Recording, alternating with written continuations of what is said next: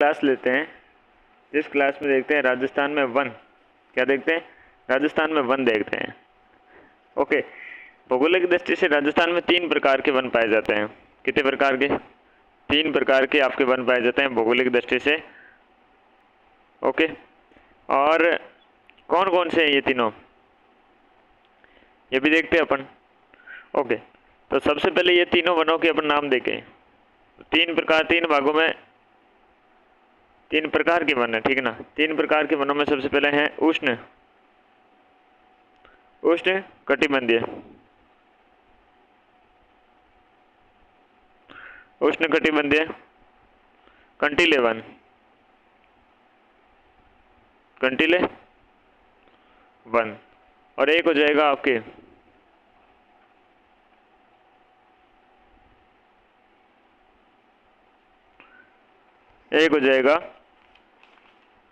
उष्ण कटिबंधीय शुष्क पतझड़ वाले वन, उष्ण कटिबंधीय शुष्क पतझड़ वाले वन।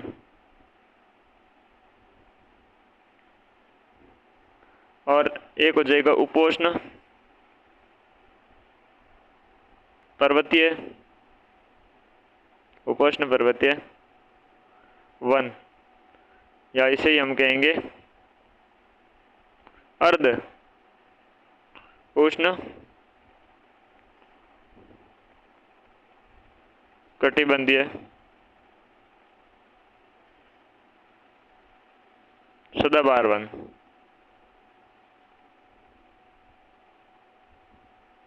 ओके, तो 3 प्रकार के अपने वन होंगे, उष्ण कटिबंधीय कंटीले वन, उष्ण कटिबंधीय शुष्क पतझड़ वाले वन, उपोष्ण पर्वतीय वन, या फिर इसे अर्ध उष्ण कटिबंधीय सदाबहार वन कहेंगे। सबसे पहले उष्ण कटिबंधीय आप जो कटीले वन है उसके बारे में देखें तो ये क्या चीज़ है, कितने हैं। तो सबसे पहले यहाँ पर ये वन पश्चिमी राजस्थान में शुष्क और अर्ध शुष्क जो भाग है वहाँ पाए जाते हैं। औसतन यहाँ पर आपके 50 सेमी वर्षा होती है। औसत वर्षा यहाँ पर इतनी होती है क्योंकि ये पश्चिम में शुष्क और अर्ध शुष्क में पाए जाते हैं, ठीक है ना। शुष्क और अर्ध शुष्क इलाके में पाए जाते हैं, तो इतनी वर्षा पाती आएगी ना। राज्य वृक्ष आपकी खेजड़ी है, जिसे मरुस्थल का क्लब वृक्ष कहते हैं, यहाँ पर मिलता है। रोइडा मिल जाता है, धोगड़ा मिल जाता है, बेर मिल जाते हैं, बबूल मिल जाते हैं, केर है, फोग है, लाना है, अरण है, धोर है, जड़बेरी है, नीम है, ये सारे यहाँ पर मिल जाते हैं। रोइडा मिल जाता है यहाँ पर, रोइडा है, खेजड़ी है, फोगड़े हैं, वो सारे यहाँ पर मिल जाते हैं। तो पश्चिम के अपने तो ये तो पता ही है। और रोइडा क्या अपना राज्य पुष्प है, ठीक है।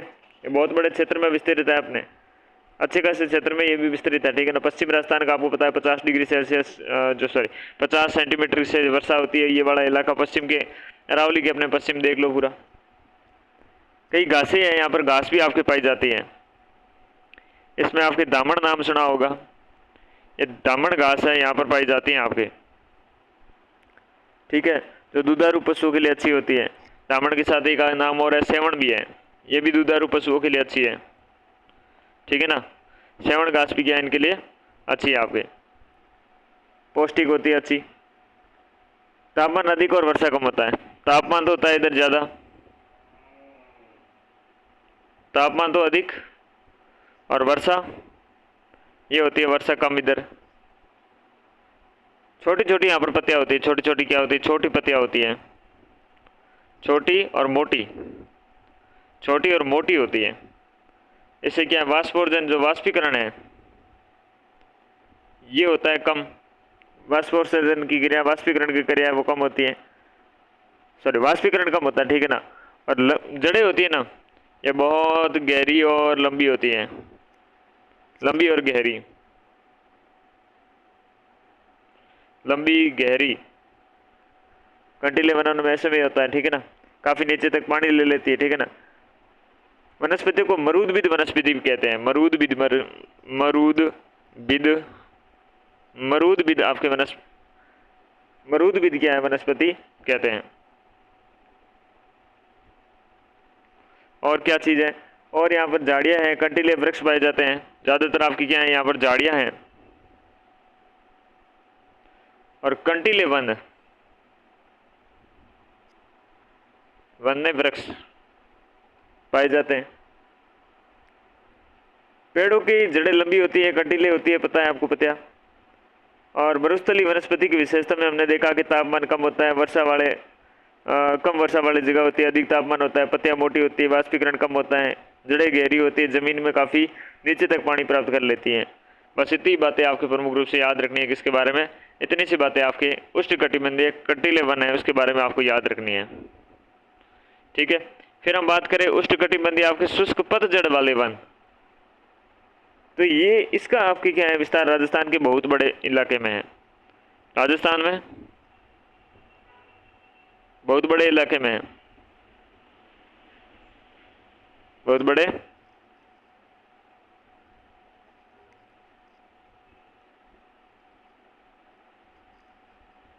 क्षेत्र में है, वन है।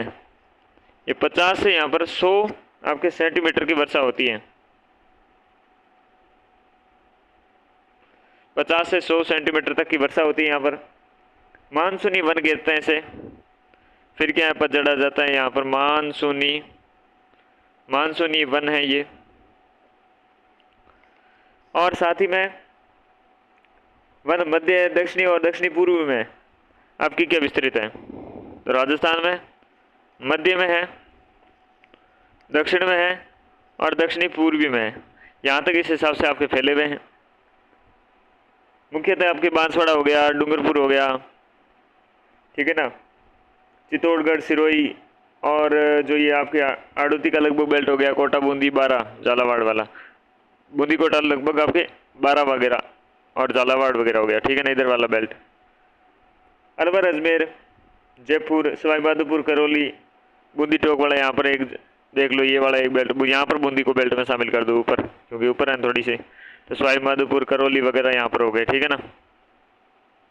ओके, तो कुल मिला के बांसवाड़ा, डूंगरपुर, नीचे वाले भाई भाई, उदयपुर, चित्तौड़गढ़, सिरोही, कोटा, बूंदी, बारा, झालावाड़, ठीक है ना, अलवर, अजमेर, अलवर, अजमेर, जयपुर, सवाईमाधोपुर, करौली वगैरह और टोंक इसमें आपके शामिल रहते हैं। तो इस इलाके में आपके प्रमुख रूप से हैं ये पूरे बंडल में, यहाँ के पूरे मध्य में हैं, दक्षिण में हैं और आपकी किस में है, दक्षिणी पूर्वी में, सारे में आपके पाए जाते हैं भैया वन, ठीक है। मानसूनी वन है अपने। वनों में पेड़ है, ग्रीष्मकाल में अपनी पत्तियां हैं। ग्रीष्मकाल में क्या करते हैं, ग्रीष्मकाल में पेड़ अपने पत्तियां हैं वो पत्तियां गिरा देते हैं, पत्तियां गिरा देते हैं, ठीक है ना। और क्या है दोस्तों, और अपने ये है कि ये वनों की अपने ऊंचाई देख लो। ये वन है 300 से लेकर 1200 मीटर, 300 से लेकर 1200 मीटर, ये इंपॉर्टेंट है, 300 से 1200 मीटर तक, ठीक है ना, 300 से 1200 मीटर तक। ओके, सागवान के वृक्ष है यहाँ पर, सागवान है, वृक्ष हो गए, बरगद के हो जाएंगे, तेंदू हैं, सालर हैं, गुलर हैं, महुआ हैं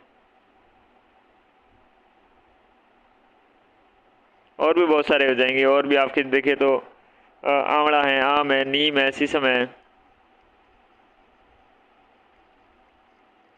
आंवला,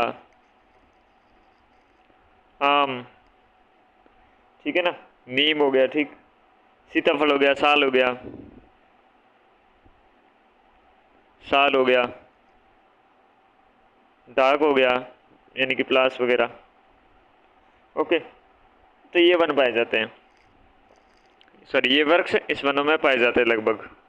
ओके, और देखो दोस्तों, और ये अपनी बात है कि ये जो वन है उष्णकटिबंधीय शुष्क पतझड़ वाले वन, इनके उप प्रकार हैं, उपभेद हैं। इनके उपभेदों के बारे में बात करें तो इनके उपभेद के बारे में बात करें तो ये आपके 8 उपभेदों में बंटे हुए हैं। कितने? 8 उपभेदों में। अगर 8 उपभेदों को शुरू करें तो सबसे पहले आपके सागवान है, सागवान के वन होंगे, सागवान के वन होंगे, ठीक है ना दोस्तों, सागवान के वन होंगे जिसकी आपके 250 से लेकर 450 मीटर तक आपकी औसत ऊंचाई है।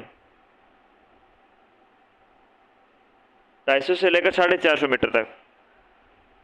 ये आपके दक्षिणी राजस्थान में पाए जाते हैं, जिसमें आपके उदयपुर हो जाएगा, सलूम्बर है, सलूम्बर के साथ में आपके डूंगरपुर हैं, बारा, झालावाड़ और एक नाम चित्तौड़गढ़ याद रख लेना। बस यही नाम याद रखना है, यहाँ पर ये प्रमुख रूप से आपके पाए जाते हैं। ठीक है। और देखो यहाँ पर वन सर्वाधिक बांसवाड़ा वनखंड पाया जाता है, तो एक नाम यहाँ पर बांसवाड़ा वनखंड।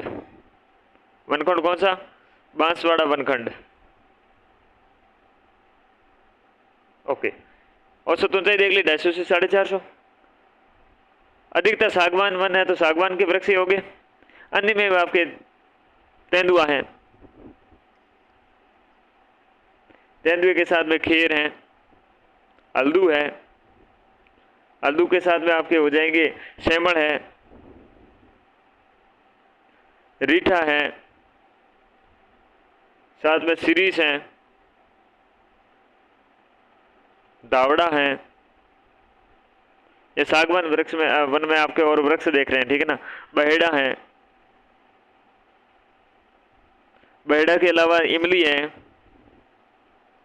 इमली के अलावा और क्या हो सकता है? गुर्जन होगा, ठीक है ना। ये सारे वन आपके यहाँ पर पाए जाएंगे। और खेर है, खेर किधर गया अपना? ये रहा खेर बच्चा इधर। इससे क्या, इससे अपने खेर से क्या निकलता है दोस्तों? कत्था निकलता है, खेर से निकलता है कत्था। ओके, तो ये वन पाया जाता है, याद रखना। सागवान की इतनी बातें थी अपनी, 250 से 450 मीटर हैं। ओके, फिर दूसरा वन देख लेंगे अपन। अगला है आपके कौन सी? सालर वन।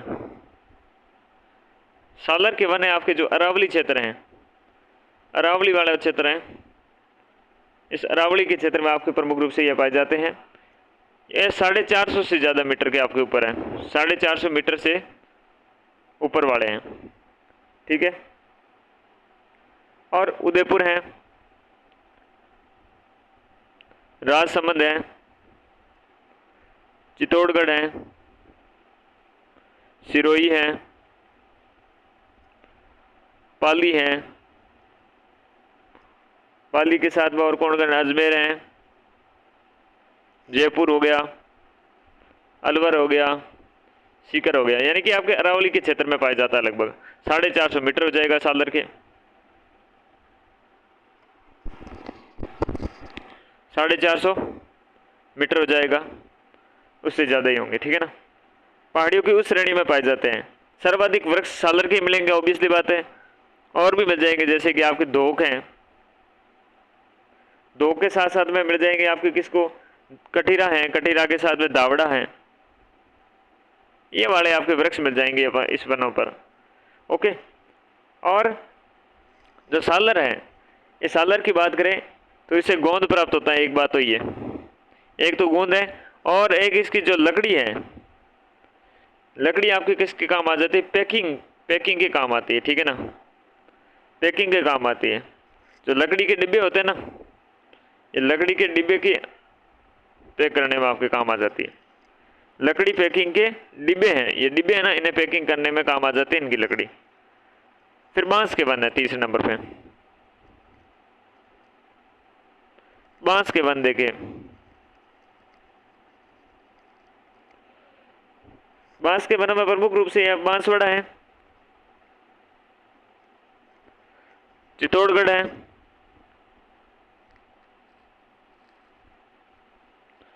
चित्तौड़गढ़ हो जाएगा। चित्तौड़गढ़ के साथ साथ में और कौन हो जाएगा? उदयपुर, बाराकोटा है, बारा है, कोटा है। ये आपके इसमें प्रमुख रूप से पाए जाएंगे।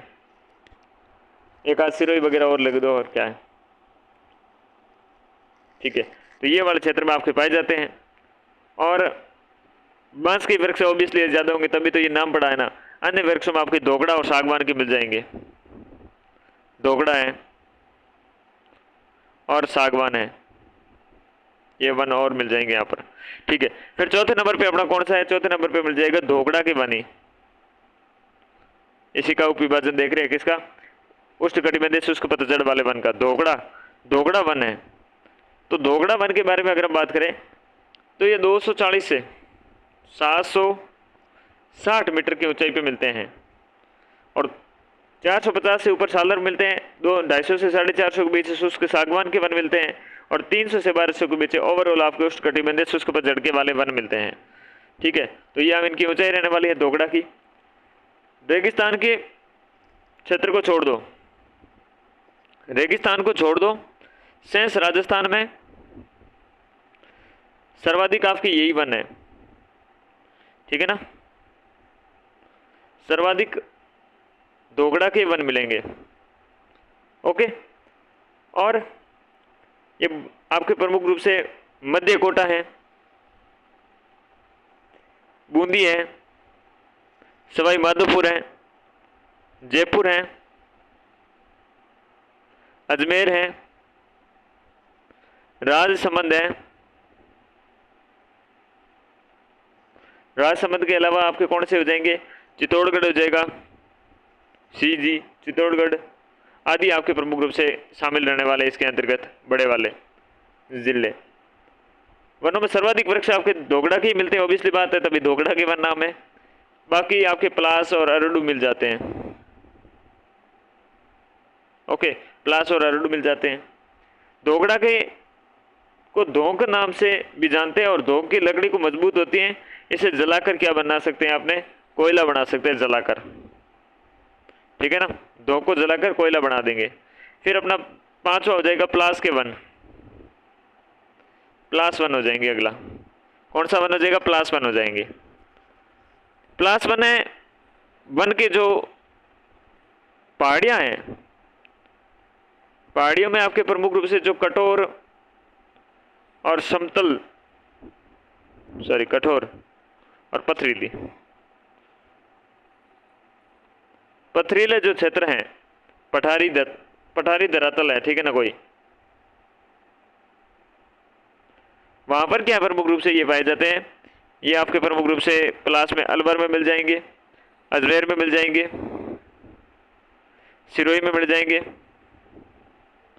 ठीक है ना, सिरोही के साथ साथ में पाली है, उदयपुर है, राजसमंद है, राजसमंद के साथ में चित्तौड़गढ़ है, आदि जगहों पर आपके प्रमुख रूप से ये मिलते हैं। पलास को जंगल की आग कहते हैं, जंगल की क्या कहते हैं? आग कहते हैं। किसको? पलास को। और स्मृति मंदाना है या क्या नाम है उसका, उनके भी आपके जिंदगी की आग कहते हैं उन्हें। ओके, फिर आपके खेर के वन, खेर से आपके कथा निकलते हैं। खेर का वन है जो आपके राजस्थान के दक्षिणी पठारी भाग में, दक्षिणी पठारी भाग में मिलते हैं प्रमुख रूप से। झालावाड़, कोटा, उदय, बारात वगैरह तो हो ही गई, साथ में वहाँ पर सवाई माधोपुर और चित्तौड़गढ़ भी हैं। तो ये वाला बेल्ट है आपके राजस्थान के। ठीक है ना, थोड़ा सा नीचे रहेगा, यहाँ पर ये वाला बेल्ट रहेगा और थोड़ा सा इधर ये हो जाएगा इधर। खेर के वृक्ष से कत्था निकलता है, या खेर के साथ में बेर मिल जाएगा, बेर के साथ में धोगड़ा मिल जाएगा, धोगड़ा के साथ में यहाँ पर अरंजू मिल जाएगा, अरंजू। ठीक है, ये सारे आपके खेर में मिल जाएंगे। फिर सातवें पे बढ़ते हैं, सातवां अपने बबूल के वन। कौन से वन? बबूल के वन। तो बबूल के वन है दोस्तों, बबूल के वनों में अपन प्रमुख रूप से, बबूल के वनों में आपके ये गंगानगर की साइड, बीकानेर है, गंगानगर के साइड, बीकानेर के साइड, और भी आपकी जगह देख ले, नागौर, जालोर देख लो, इस साइड आपके ये प्रमुख रूप से पाए जाएंगे। ओके, और एक अपना इधर का इलाका भी हो जाएगा अलवर भरतपुर का, अलवर भरतपुर, यहाँ पर बबूल के आपके वन पाए जाते हैं। इसके साथ में आपके यहाँ पर नीम मिल जाएगा, बेरी मिल जाएगा, जड़बेर मिल जाएगा, और अरुंज है, ये अरुंज भी मिल जाएगा। ये प्रमुख रूप से वन मिलते हैं यहाँ पर, और भी साथ में बेर के साथ, सॉरी बबूल के साथ में। एक अंतिम आपके प्रमुख रूप से हो जाएगा मिश्र, मिश्रित वन हो जाएंगे। कैसे वन हो जाएंगे? मिश्रित वन है, ये मिश्रित वन भी आपके उपलब्ध होंगे, और इनकी आपकी ऊंचाई वही 300 से 1200 मीटर के बीच में जो आपके प्रमुख रूप से हैं पतझड़ वाले वनों की उतनी है। और प्रधान नहीं होकर सभी, कोई वन आपके प्रधान नहीं है, सारे मिश्रित रूप में मिलते हैं यहाँ पर, खिचड़ी है कुल मिला के। और ये आपके सिरोही का क्षेत्र है, उदयपुर है, राजसमंद है, चित्तौड़गढ़ है, कोटा बारा है। तो राजसमंद, ये कैसा संबंध लिख दिया, राज संबंध, सिरोही है, उदयपुर है, चित्तौड़गढ़ है, कोटा है, बारा है, यहाँ पर प्रमुख रूप से आपके मिलते हैं ये। आंवला, शीशम, सालर, सेंदू, अमलतास, रोहन, करंज, गुलर, जामुन, अर्जुन, पलास, सेमल, दोगड़ा, आम, यानी कि जितने भी हमने वन है उसकी आपकी क्या खिचड़ी मिलती है आपके। आम वगैरह हो गया, सालर हो गया, ठीक है ना, करंज हो गया, सालर है, करंज है, आंवला है, शीशम है, ठीक है ना। चलो आगे बढ़ते हैं। अब देखिएगा तीसरा अपना एक और वन था, और तीसरा वन कौन सा था? तीसरा वन एक और था, कहाँ गया, बहुत रामायण पढ़ ली ना। अब आओ ये वाला, ये जो एक अपना वन है तीसरा, ये उपोष्ण पर्वतीय वन या फिर अर्ध उष्णकटिबंधीय सदाबहार वन। ये प्रमुख रूप से कहाँ पाए जाते हैं? ये आपके आबू का क्षेत्र है ना, सिरोही में ही है, आबू क्षेत्र में आपके पाए जाते हैं। बहुत कम परसेंट है, 0.39% है इनका, 52 किलोमीटर में ये पाए जाते हैं, ठीक है ना। और यहाँ पर सदाबहार वन है, ये कैसे वन है? सदाबहार वन है, सदाबहार वन है, ओके जी। सबसे कम क्षेत्रफल में राजस्थान में यही पाए जाते हैं। आम है, बांस है, नीम है, यहाँ पर मिल जाते हैं, आम, बांस, नीम, आम, बांस, नीम मिल जाते हैं यहाँ पर, ओके। और 1070 से लेकर लगभग 1375 मीटर है, इस मीटर में आपके ये पाए जाते हैं,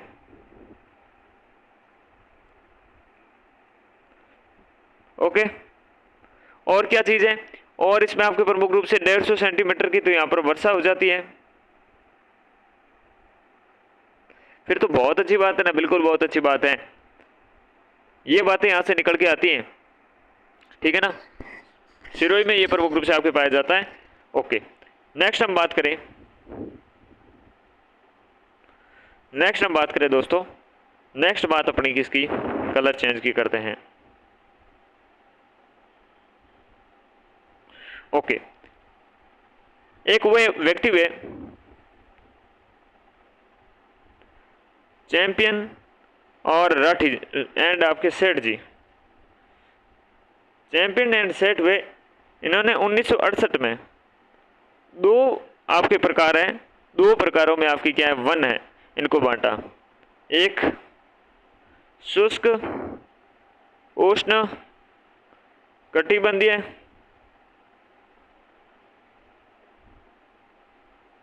वन, और दूसरा कौन सा हो जाएगा? दूसरा है उष्ण कटिबंधीय कंटीले वन, उष्ण कटिबंधीय, और ये कौन से? पर्णपाती, ठीक है, पर्णपाती वन, उष्ण कटिबंधीय, शुष्क उष्ण कटिबंधीय पर्णपाती वन, और ये हो जाएंगे कंटीले वन। ये बस यही फैक्ट याद रखना है, ओके। चलिए आगे बढ़ते हैं। आगे बढ़ते हुए प्रशासनिक दृष्टि से अपने देखिएगा, किसकी दृष्टि से? प्रशासनिक दृष्टि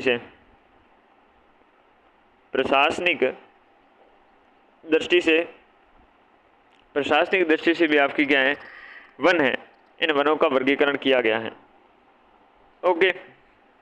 1953 में, कब? 1953 में राजस्थान वन विभाग के द्वारा, राजस्थान वन विभाग के द्वारा वन अधिनियम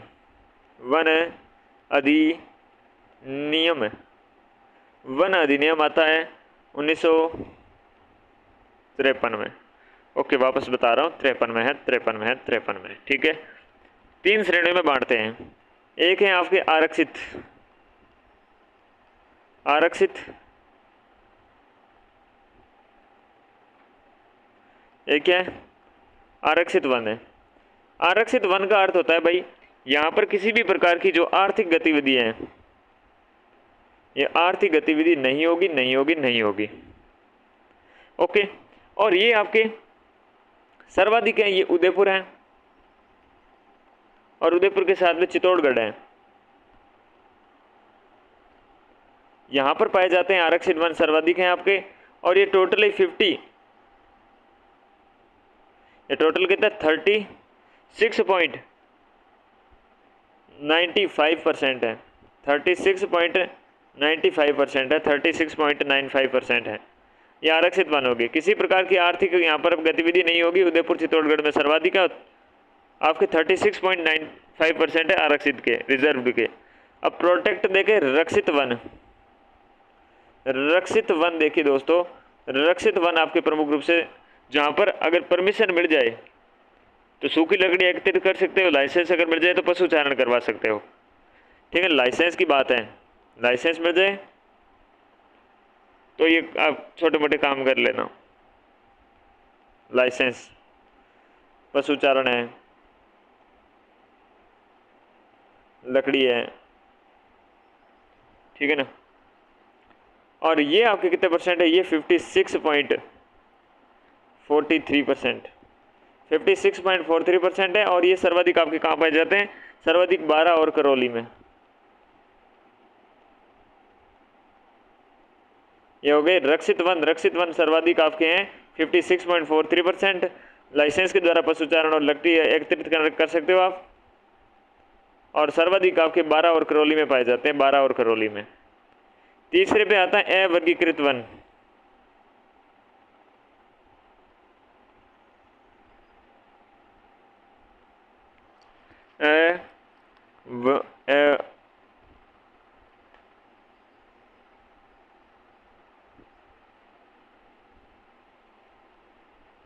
अवर्गीकृत, नॉन क्लासिफाइड, ये आपके प्रमुख रूप से 6.62% पाए जाते हैं। और ये बीकानेर और गंगानगर ये हैं, यहाँ पर आपके प्रमुख रूप से नॉन क्लासिफाइड हैं। गंगानगर, यहाँ पर आपके सर्वाधिक पाए जाते हैं ये। ओके, तो 6.62% है। 56.43% कौन से, रक्षित है। 12 और करौली में सर्वाधिक हैं। लाइसेंस है पशुचारण और आपके लकड़ी एकत्रित कर सकते हो। और आरक्षित वन है वो आर्थिक गतिविधियां इस पर निषेध होती है। उदयपुर और चित्तौड़गढ़ में सर्वाधिक है, 36.95% आरक्षित वन है राजस्थान में। टोटल आपके 100% वनों के बारे में बात करें तो इस हिसाब से वन विभाग के द्वारा अपनी जारी रिपोर्ट है 2024-25 की, उसके हिसाब से देखें टोटल आपके 100% जो वन है तीनों को मिलाकर, तो उसके टोटल कितने हो गए, 33,014 वर्ग किलोमीटर है। ओके, और सर्वाधिक आपके ओवरऑल देखें तो उदयपुर, ये जो रिपोर्ट है वन विभाग के द्वारा, वन विभाग की रिपोर्ट है, ठीक है ना, इसके आधार पर है उदयपुर। उदयपुर के बाद है 12, उदयपुर और 12 टोटल है 33,014 वर्ग किलोमीटर। राज्य में कुल अभिलेखित वन कितने हैं, अभिलेखित वन कितने, अभिलेखित वन है 33,014 अभिलेखित वन है, जो आपके टोटल भौगोलिक क्षेत्रफल का 9.64% है, 9.64% है। वन विभाग आपके राजस्थान वार्षिक रिपोर्ट है, राजस्थान वार्षिक रिपोर्ट है,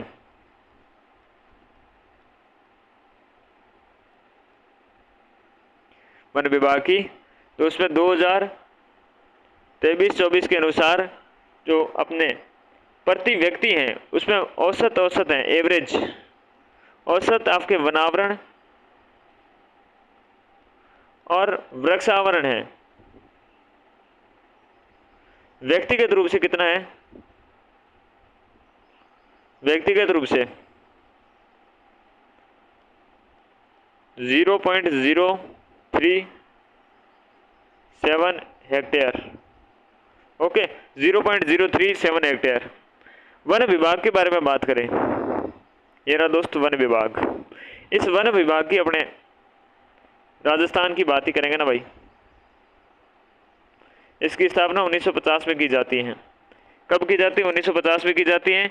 और राष्ट्रीय वन नीति है, राष्ट्रीय वन नीति है, ये राष्ट्रीय वन नीति आती है 1952 में। और इसमें संशोधन है, संशोधन है, ये संशोधन कब होता है? 1988 में। 1988 में संशोधन होता है और 1952 में आती है। और इसके अनुसार कुल भूभाग का 33%, कुल भूभाग का 33% है। ये 33% पे आपकी क्या है? भाग पर वन होने चाहिए। वन तो होने ही चाहिए, होने ही चाहिए। जिसमें मैदानी क्षेत्र है, मैदानी में तो होने चाहिए 20%। और पर्वतीय क्षेत्रों में होने चाहिए कितने? 60%। पर्वतीय में होना चाहिए 60%, मैदानी में होना चाहिए 20%, टोटल होना चाहिए 33%। ये राष्ट्रीय वन नीति 1952 कहती है और संशोधित है जो 1988 में। राजस्थान राज्य की पर्यावरण नीति है, राजस्थान राज्य पर्यावरण, जो ये पर्यावरण नीति है, ये पर्यावरण नीति 2010 में आती है, 2010 में आती है, 2010 में आती है। साथ ही में राजस्थान राज्य की वन नीति है, राजस्थान राज्य की जो वन नीति है, ये वन नीति कब आती है? तो 2010 में आती है, 2010 में आती है। कब आती है? 2010। पर्यावरण नीति भी 2010 में। इसमें राजस्थान के कुल क्षेत्रफल का, टोटल जो कुल क्षेत्रफल है, उस कुल क्षेत्रफल का आपके 20% भाग को वनाच्छिद्द करने का लक्ष्य किया गया है। 20% आपके क्या है? क्षेत्र को वनाच्छादित करने का लक्ष्य ले रखा है, का आपके क्या है? टारगेट है, लक्ष्य है, लक्ष्य है, लक्ष्य है। ओके, बहुत बढ़िया बात है। राजस्थान के वैधानिक स्तर पर 38 आपके वन मंडल, वन प्रादेशिक मंडल है, व 16 आपके वे क्या? 16 वन्य जीव मंडल है। वन मंडल कितने हैं? 38, और 16 तो क्या है? वन्य जीव मंडल है। अच्छा, राजस्थान की वन नीति है,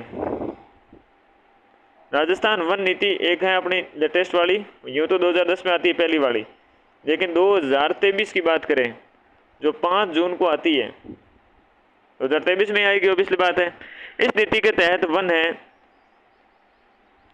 वन्य जीवन है, जैव विविधता है,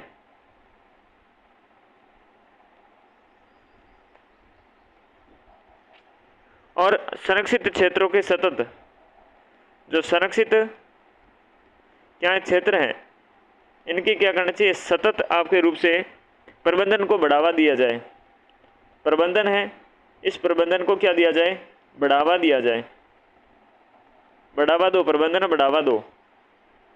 और आगामी 20 वर्षों में 2040 तक, आगामी जो 20 वर्ष हैं, 2040 तक क्या करना है? वनस्पति जो आवरण है, वनस्पति आवरण, इस वनस्पति आवरण को मेरे दोस्तों 20% तक बढ़ाना है। वनस्पति आवरण है, इसको 20% तक बढ़ाना है, ये बात का ध्यान रखना। अब हम बात करें प्रमुख वृक्षों की, तो कुछ प्रमुख वृक्ष हैं, उनकी बात कर लेते हैं। तो प्रमुख वृक्ष, सबसे पहले हम बात करेंगे किसकी? सबसे पहले अर्जुन की बात करें। अर्जुन तेंदुलकर? नहीं, अर्जुन, ये आपके औषधीय वर्ग के एक वृक्ष नहीं, वर्ष है। कैसा वृक्ष है? औषधीय। अच्छा, और क्या जानते हो इसके बारे में? और ये जानते हैं कि ये भाई आपके झालावाड़ में है, झालावाड़ में है। झालावाड़ में भी कोई स्थान तो होगा? बिल्कुल, ये भवानी मंडी में आपके प्रमुख रूप से मिलता है।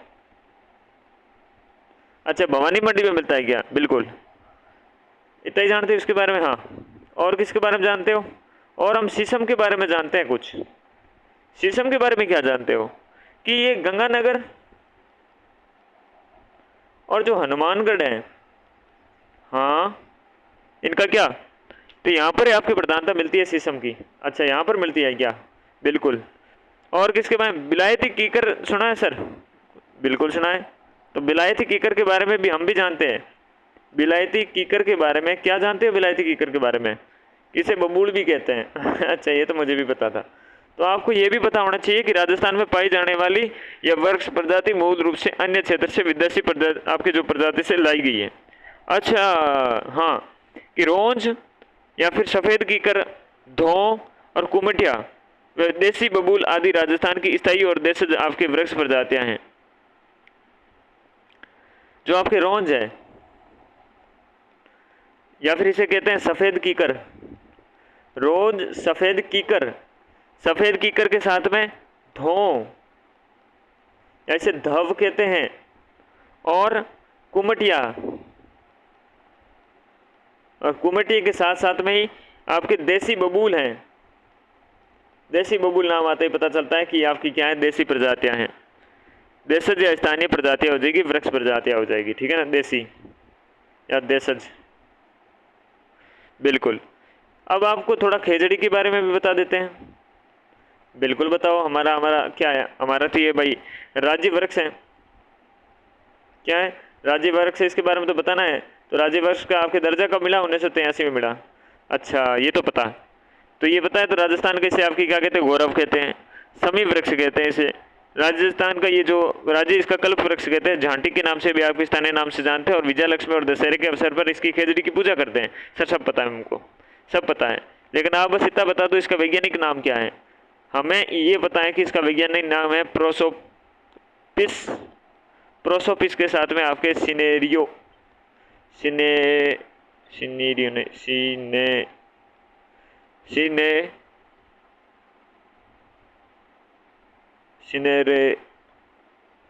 सिनेरेरियो, अच्छा प्रोसोपिस सिनेरेरियो कहते हैं इसे। हाँ हाँ बिल्कुल यही कहते हैं, फिर तो ठीक है। अब सर बात कर लो रोहिड़ा की, क्योंकि वो भी हमारा तो क्या है ना, कुछ तो है ना। हाँ सर बिल्कुल है, राज्य पुष्प है, इसको भी 1983 में राज्य पुष्प का दर्जा दिया गया। मरुस्थल का इसे सागवान कहते हैं। ये मरुस्थल है, इस मरुस्थल का सागवान, सागवान, ओके। और इसके नाम क्या है ये तो बताओ, नाम इसका टिको,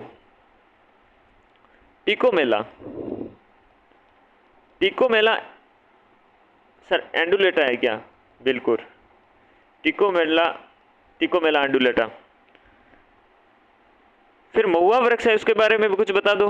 तो महुआ है, इसके बारे में तो बताना ही पड़ेगा भाई, दक्षिण की शान है ये तो, शराब निकलती होगी इससे तो, बिल्कुल।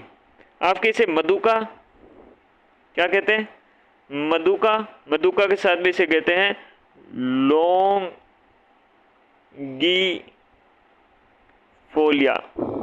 लोंगीफोलिया, मधुका लोंगीफोलिया कहते हैं। अच्छा सर्वाधिक कहाँ मिलते हैं, ये डूंगरपुर में मिलेंगे, सर्वाधिक आपके महुआ डूंगरपुर में मिलेंगे। और दोस्त और ये बात है कि इधर ये बात है कि आदिवासियों का कल्प वृक्ष है, कल्प वृक्ष है ये आदिवासियों का। अरे फिर तो अच्छा है ना। हाँ महुआ के फूल हैं, इस फूलों से, इसके जो फूल हैं उस फूल से आपकी क्या निकाली जाती है, शराब निकाली जाती है। किससे, जो फूल है उससे शराब निकाली जाती है। सर तेंदू के पत्ते सुने हैं, बिल्कुल सुने हैं। क्या विशेषता है उसके बाद, उसके बारे में, जो बीड़ी होती है, ये बीड़ी है आपके, बीड़ी बनाने के काम आते हैं। अच्छा ये तो पता था। इसके पत्तियां हैं ना तेंदू की, उसे तो टिमरू कहते हैं, टिमरू हमें पता है, क्या कहते हैं, टिमरू कहते हैं। अच्छा इतना पता है तो फिर तो क्या मतलब है। और इससे भी ज़्यादा पता है, क्या पता है भाई, इससे ज़्यादा पता तो ये है कि टिमरू में 1974 है ना साहब, इस 74 में आपके टिमरू या तेंदू के पत्ते को पेड़ का राष्ट्रीयकरण किया गया।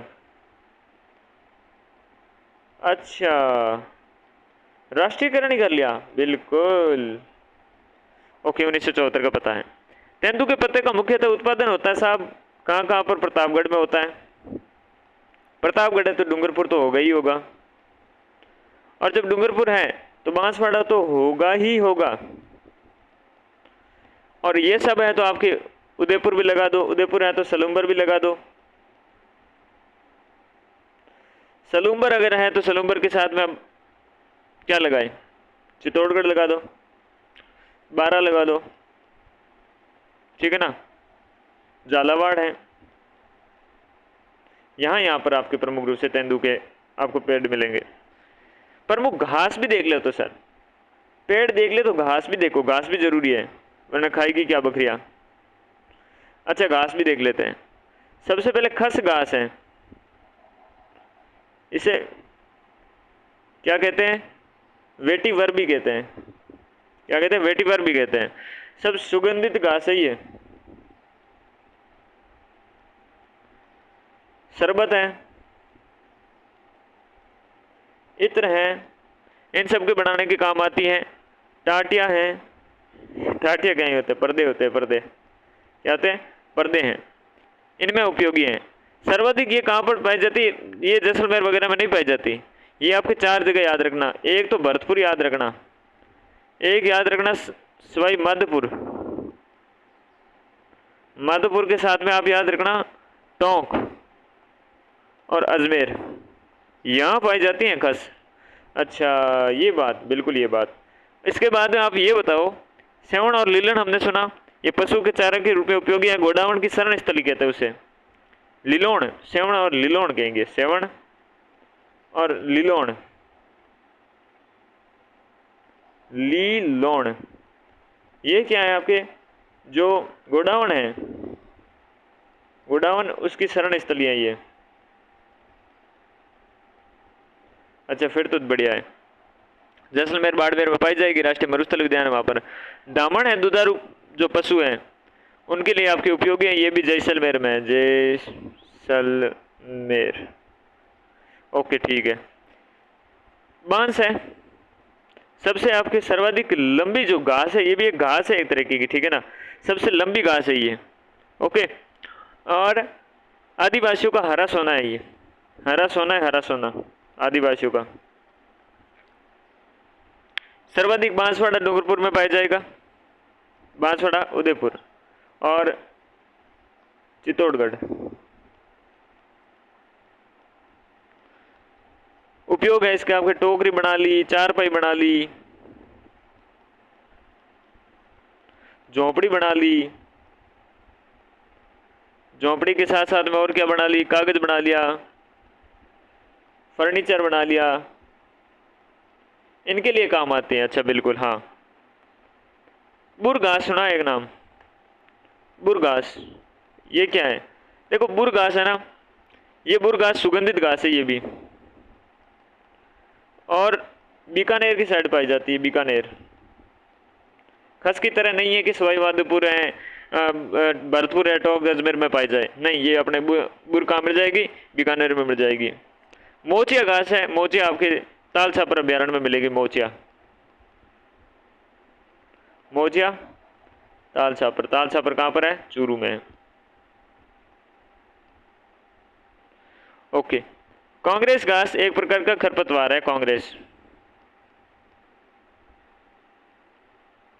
खरपतवार।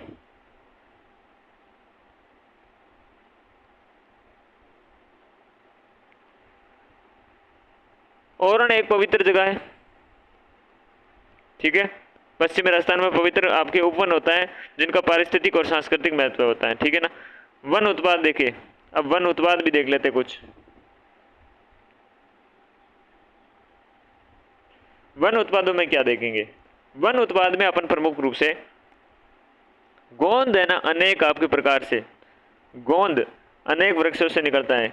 मैं बताऊं किस से, आम से निकलता है, सालर से निकलता है, आम सालर। अच्छा पीपल से देखा ना निकलता हुआ, नीम से देखा ना, और ढाक से निकलता है, ढाक के साथ में खेजड़ी है ना, खेजड़ी वहाँ से भी निकलता है, और बोणी से तो तोड़ तोड़ के खाया होगा ना, बबूल से तोड़ तोड़ के खाया ना, बबूल से तो, ठीक है ना। और यहाँ से आपके प्रमुख रूप से क्या है, गोंद निकलते हैं, आम से, सालर से, आपकी पीपल से, खेजड़ी से, नीम से, ढाक से और बबूल से। गोंद का उपयोग विभिन्न प्रकार की दवाई बनाने में, उद्योग धंधों में इस्तेमाल होता ही है। ओरण को थोड़ा और समझ लो, क्या समझे ओरण के बारे में। पर्यावरण संरक्षण की पवित्र उपवन परंपरा के ओरण राजस्थान में पवित्र वन है, सामुदायिक रूप से सुरक्षित हैं, स्थानीय देवी देवताओं को आपके समर्पित हैं। ठीक है ना, देवी देवता हैं क्या समर्पित हैं। जैसे कि आप वो वाला एक देख लीजिए, सबसे बड़ा ओरण है ना करणी माता वाला, करणी माता ओरण है। ये कहाँ पर है, देशनोक में। और देशनोक कहाँ पड़ता है, देशनोक पड़ता है बीकानेर में। क्या सबसे बड़ा है ये, सबसे बड़ा ओरण है ये राजस्थान का। ग्रामीण समुदाय के प्रारंभिक रूप से प्रबंधित और संरक्षित किया जाता है ये। राजस्थान में ओरण की विभिन्न नामों से जाना जाता है। देववन है, देवरा है और रखतबणी है, देवरा है, रखतबणी है और क्या कहते हैं, और कहते हैं मंदिर वन है, बाग है, देवराई है। ये इसके अन्य नाम मिलते हैं सारे। ये क्या है, अन्य नाम मिलते हैं इसके। क्या क्या मिलते हैं, रखत बणी, देवरा, मंदिर वन, बाग, देवराई वगैरह। हाल ही में राजस्थान सरकार ने सामुदायिक संरक्षित ओरण भूमि को वनों के रूप में वर्गीकृत करने की प्रक्रिया शुरू करी है और इन पवित्र उपवनों को वन्य जीव संरक्षण अधिनियम है ना 1972, उसके तहत आधिकारिक तौर पर आपके सामुदायिक रिजर्व के रूप में अधिसूचित किया है। माननीय सुप्रीम कोर्ट के द्वारा 18 दिसंबर की तारीख थी 2024 में पारिस्थितिकी व सांस्कृतिक दृष्टि से महत्वपूर्ण ओरण भूमि के संरक्षण हेतु उच्च स्तरीय आपकी समिति है, इसका आपके गठन किया और राजस्थान के पूर्व न्यायाधीश हैं JR गोयल, उनकी अध्यक्षता में ओरण भूमि को संरक्षित रखने के लिए आपके केंद्रीय अधिकार प्राप्त CEC गठन किया गया, केंद्रीय अधिकार प्राप्त समिति, सेंट्रल एम्पावर्ड कमेटी। और यह समिति ओरण के संरक्षण, सुरक्षा और सतत प्रबंधन की निगरानी करेगी। और JR गोयल है ये इसके प्रमुख रूप से अध्यक्ष चुनेंगे, जो पूर्व न्यायाधीश भी रह चुके हैं। अब देखिएगा,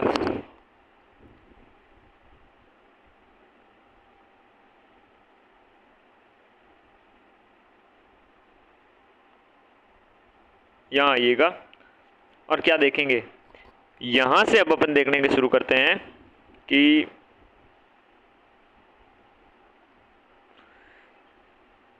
जो भारत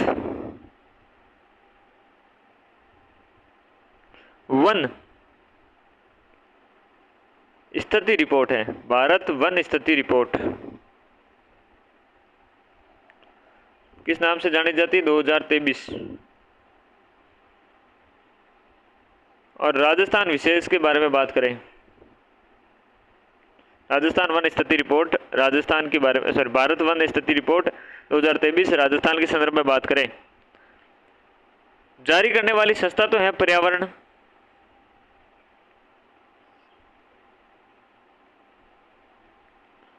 पर्यावरण, वन और जलवायु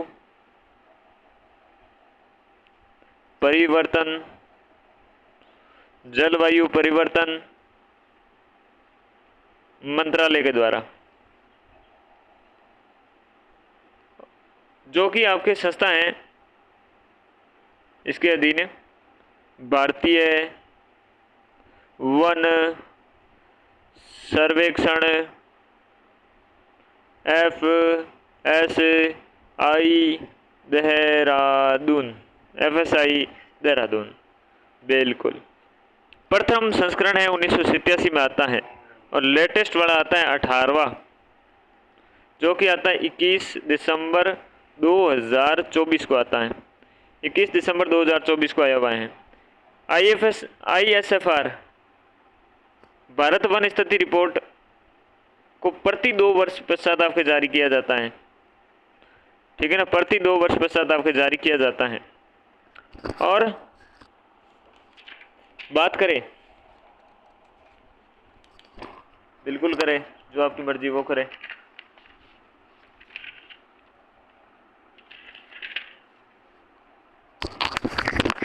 राजस्थान वन विभाग, साथ में इसकी भी बात करते हैं। राजस्थान वन विभाग वार्षिक रिपोर्ट है ना,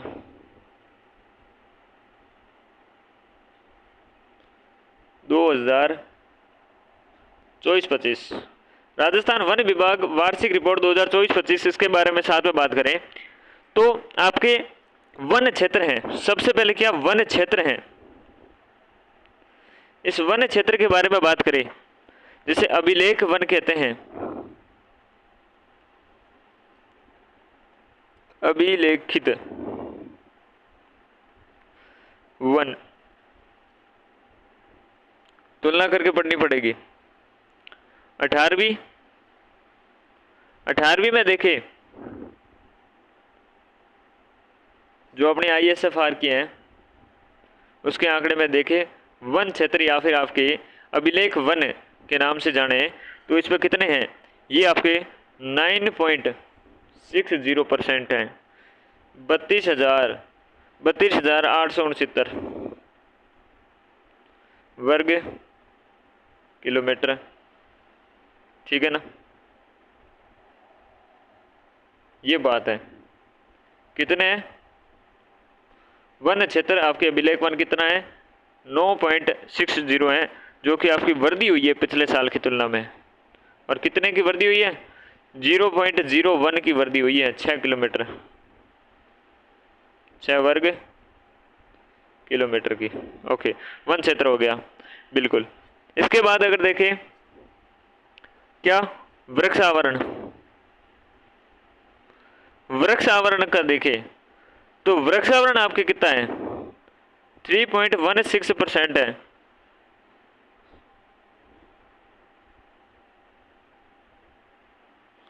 थ्री पॉइंट 16 है और 10,841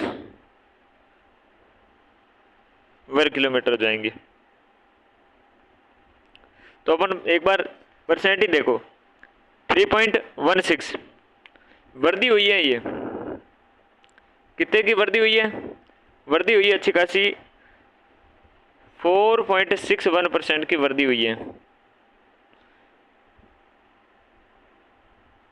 अच्छा, ये वृक्षावरण है, बिल्कुल ये वृक्षावरण है, अपनी वृक्षावरण है 3.16%। और फिर है वनावरण,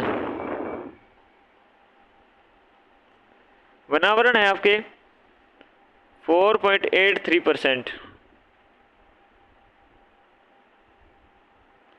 4.83% वृद्धि हुई है, 4.61% की क्या हुई है, वृद्धि हुई है पिछले की तुलना में।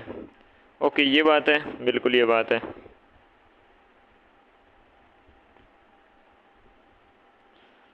वनावरण देख लिया, वृक्षावरण देख लिया, फिर वनावरण और वर्षाधन, वनावरण साथ में वृक्षावरण, तो प्लस करके देखे तो टोटल कितना होगा, 8% होगा। वृक्षावरण कितना, 8% हो गया। वृद्धि कितने की हो गई, वृद्धि हो गई साहब, वृद्धि तो हो गई आपकी 1.46% की। टोटल कितना हो गया, 8% हो गए। वनावरण कितना था, 4.83%, वृक्षावरण कितना 3.16% और आपके वन क्षेत्र कितना है, अभिलेख वन, वो है आपके 9.60। वन क्षेत्र तो है 9.60, ठीक है ना। वृक्षावरण है 3.16, वनावरण है 4.83 और वनावरण और वृक्षावरण है दोनों मिला के 8, कितने हैं 8%। 4.83 क्या वनावरण है, वृक्षावरण कितना है 3.16। आपके वन क्षेत्र कितना है, वन क्षेत्र है 9 पॉइंट कितने 9.60, 32,869, 0.01 की आपकी वृद्धि हुई है, 6 वर्ग किलोमीटर की वृद्धि हुई है।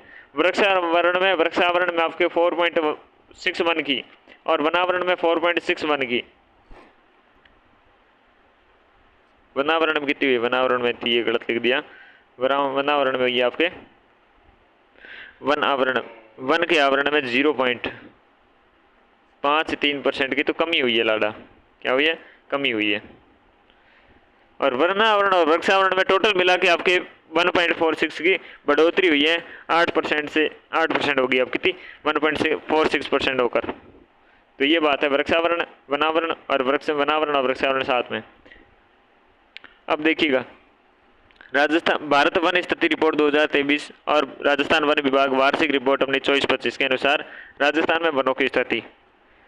अब देखो राजस्थान में बात ही करेंगे, ऑब्वियसली बात है राजस्थान की बात करेंगे, और राजस्थान में अधिकतम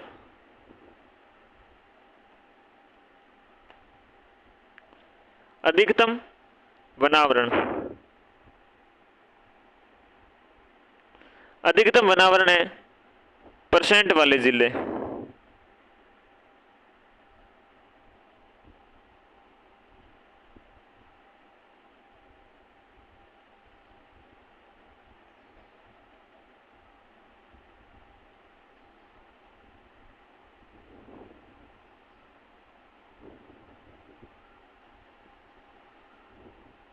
एक होगा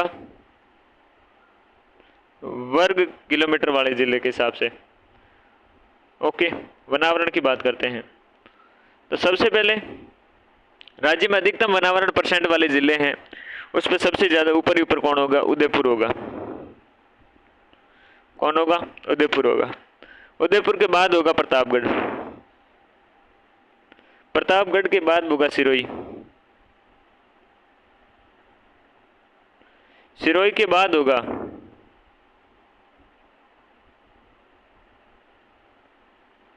सिरोही के बाद होगा करौली,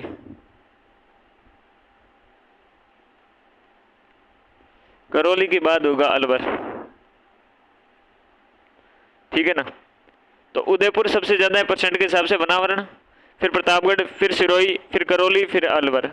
वनावरण उदयपुर, वनावरण परसेंट उदयपुर, वनावरण percent Udaipur, Pratapgarh, Sirohi, Karauli, Alwar. Udaipur, Pratapgarh, Sirohi, Karauli, Alwar. Udaipur, Pratapgarh, Sirohi, Karauli, Alwar. Udaipur, Pratapgarh, Sirohi, Karauli, Alwar. Udaipur, Pratapgarh, Sirohi, Karauli, Alwar. As a percentage के हिसाब से वनावरण की बात करें, वनावरण की बात कर रहे हैं, वनावरण की बात कर रहे हैं। चलो यहाँ पर आओ। अब अधिकतम वनावरण वाले राजस्थान में वर्ग किलोमीटर के दृष्टिकोण से देखें, वर्ग किलोमीटर के दृष्टिकोण से सर्वाधिक होगा उदयपुर, उदयपुर, उदयपुर। यहाँ पर भी उदयपुर, ठीक है, लेकिन सेकंड नंबर पे है क्या, उदयपुर नहीं होगा, प्रतापगढ़ की जगह कौन होगा, अलवर होगा, अलवर होगा, अलवर होगा। और यहाँ पर क्या होगा, तीसरे नंबर पे होगा प्रतापगढ़, तीसरे नंबर पर प्रतापगढ़, चौथे नंबर पर आपके चित्तौड़गढ़, और पांचवें पे कौन होगा, 12 होगा, 12 होगा, 12 होगा। ठीक है ना। तो सबसे ज्यादा उदयपुर तो यहाँ पर है और वहां पर भी है, कंसिस्टेंट है। लेकिन आपकी क्या है, फिर अलवर है, वहां पर क्या था, आपके प्रतापगढ़ था, लेकिन यहाँ पर प्रतापगढ़ तीसरे पे आ गया संख्या के हिसाब से, वनावरण के हिसाब से, वनावरण, वनावरण। ठीक है ना। और फिर है सीजी चित्तौड़गढ़, फिर है 12। उधर क्या था, उदयपुर, प्रतापगढ़, सिरोही, करौली, अलवर। और इधर क्या है, उदयपुर, अलवर, प्रतापगढ़, चित्तौड़गढ़, 12। ऊपर वाले दो नाम तो याद ही होना ही चाहिए, उसमें उदयपुर प्रतापगढ़ था और यहाँ पर उदयपुर अलवर है। ओके, ये वनावरण की बात हुई। न्यूनतम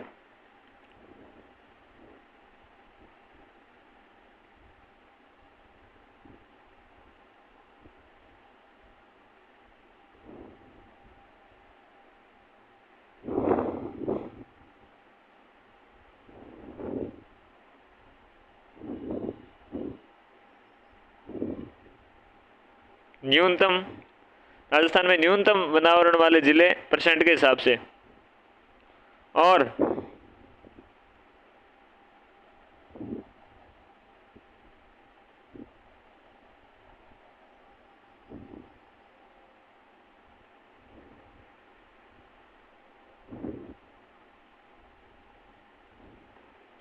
वर्ग किलोमीटर के हिसाब से भी देखते हैं। तो देखिएगा दोस्तों, राजस्थान में न्यूनतम वनावरण वाले जिले, तो यहाँ पर चूरू है सबसे पहले, चूरू के बाद में है जोधपुर, जोधपुर के बाद है बीकानेर। कौन है, बीकानेर। बीकानेर के बाद में कौन है, जैसलमेर। जैसलमेर के बाद में है आपके नागौर, नहीं, हनुमानगढ़। तो कुल मिला के चूरू है यहाँ पर न्यूनतम वाले परसेंट के हिसाब से वनावरण में, वनावरण की बात ही कर रहे हैं। कौन से हैं, वनावरण में आपके चूरू है, चूरू के बाद जोधपुर है, फिर बीकानेर है, फिर जैसलमेर है, फिर हनुमानगढ़ है। चूरू जोधपुर बीकानेर, चूरू जोधपुर बीकानेर जैसलमेर हनुमानगढ़। तो चूरू से शुरू हो रहा है, बीकानेर है, फिर आप सॉरी चूरू जोधपुर और बीकानेर। और वहां पर कौन से हैं आपके वनावरण वर्ग किलोमीटर के हिसाब से देखें तो चूरू तो कंसिस्टेंट रहेगा, जैसे उदयपुर कंसिस्टेंट है, लेकिन यहाँ पर आपके जोधपुर की जगह पर क्या आएगा, हनुमानगढ़ आएगा, हनुमानगढ़ आएगा। और हनुमानगढ़ के बाद में कौन आएगा, जोधपुर आएगा। ठीक है ना। फिर गंगानगर, बस 4 बहुत है। ओके, तो चूरू पहले पे है, दूसरे पे हनुमानगढ़, तीसरे पे जोधपुर और चौथे पे क्या है, गंगानगर। चूरू चूरू दोनों जगह पर, वहां पर क्या था आपके, वहां पर जोधपुर था, यहाँ पर हनुमानगढ़ है। वर्ग किलोमीटर में हनुमानगढ़, परसेंट में कौन है, जोधपुर है। ठीक है, यहाँ पर जोधपुर तीसरे पे आ जाता है और वहां पर तीसरे पे था बीकानेर। बस तो ये आपकी चीज याद रखनी पड़ेगी। और इसके बाद में हम देखते हैं वनावरण वृद्धि की करने वाले वर्ग किलोमीटर में, और सर्वाधिक वृद्धि और सर्वाधिक कमी वाले, सर्वाधिक वृद्धि, सर्वाधिक कमी, वृद्धि और कमी साथ में देख लेते हैं। तो वृद्धि वाले तो हो जाएंगे आपके सीकर, वर्ग किलोमीटर में ही बात कर रहे हैं, ठीक है ना, वर्ग किलोमीटर में ही। और यहाँ पर कौन हो जाएगा, कमी वाला 12 हो जाएगा। और सीकर के बाद में कौन है, बाड़मेर है, और यहाँ पर प्रतापगढ़ है, और यहाँ पर तीसरे पे अजमेर है। और यहाँ पर कौन है, सीकर के बाद बाड़मेर, बाड़मेर के बाद में अलवर, अलवर। ओके, इतना बहुत है। तो वर्दी वाले सीकर, बाड़मेर, अलवर, कमी वाले 12 प्रतापगढ़, अजमेर। सीकर में सर्वाधिक आपकी क्या हो रही, वर्दी हो रही है, फिर बाड़मेर है, फिर अलवर है, और यहाँ पर 12 है, प्रतापगढ़ है, और आपके अजमेर है। ये वनावरण की बात कर रहे हैं, वनावरण की बात कर रहे हैं, वनावरण। टोटल वनावरण कितना है पूछ लो वापस, तो कितना कहोगे, 4.83%, 4.83%। और आपके वनावरण की बात 4.83%, ठीक है ना, 4.83%। राज्य में कुल भौगोलिक क्षेत्रफल में 5476 वर्ग किलोमीटर पर झाड़ियां स्थित हैं। 5476 किलोमीटर है, वर्ग किलोमीटर, ठीक है ना, किलोमीटर स्क्वायर। यहाँ पर क्या झाड़ियां स्थित हैं,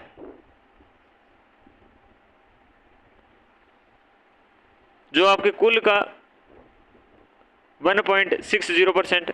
हमने देखा भाई वनावरण कितना, वनावरण तो 4.83, ये वनावरण।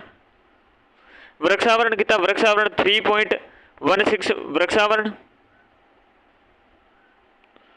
और 1.60 हो गए आपके कितने, झाड़ियां हो गई। तो टोटल कितने हुए, 9.60%। तभी तो हुए ना 9.60%, है ना, वरना कहां से होते हैं, ये आंकड़े निकल के आते, समझे ना, ऐसे। झाड़ियों में भी आपके सर्वाधिक झाड़ी कहां पर है, सर्वाधिक आपके बारे में बात करें, सर्वाधिक और एक न्यून। सर्वाधिक तो है आपके पाली में, और फिर है अलवर में। न्यूनतम है आपके हनुमानगढ़ में, और फिर है गंगानगर। हनुमानगढ़ में सर्वाधिक नहीं है, न्यूनतम है, और आपके पाली में सर्वाधिक है। पाली के बाद अलवर में है, न्यूनतम हनुमानगढ़ में और गंगानगर में झाड़ियां। अब देखिएगा राजस्थान में अति सघन वन,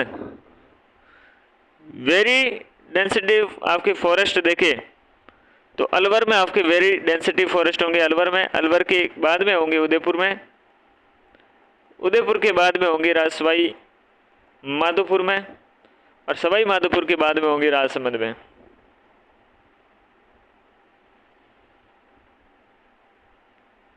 ओके, तो ये बात निकलने वाली है। वेरी डेंसी फॉरेस्ट अलवर में है सर्वाधिक, फिर उदयपुर, फिर माधोपुर, और फिर राजसमंद। राजस्थान में कार्बन स्टॉक के बारे में बात करें, कार्बन स्टॉक तो कार्बन स्टॉक आपके 1101 110.1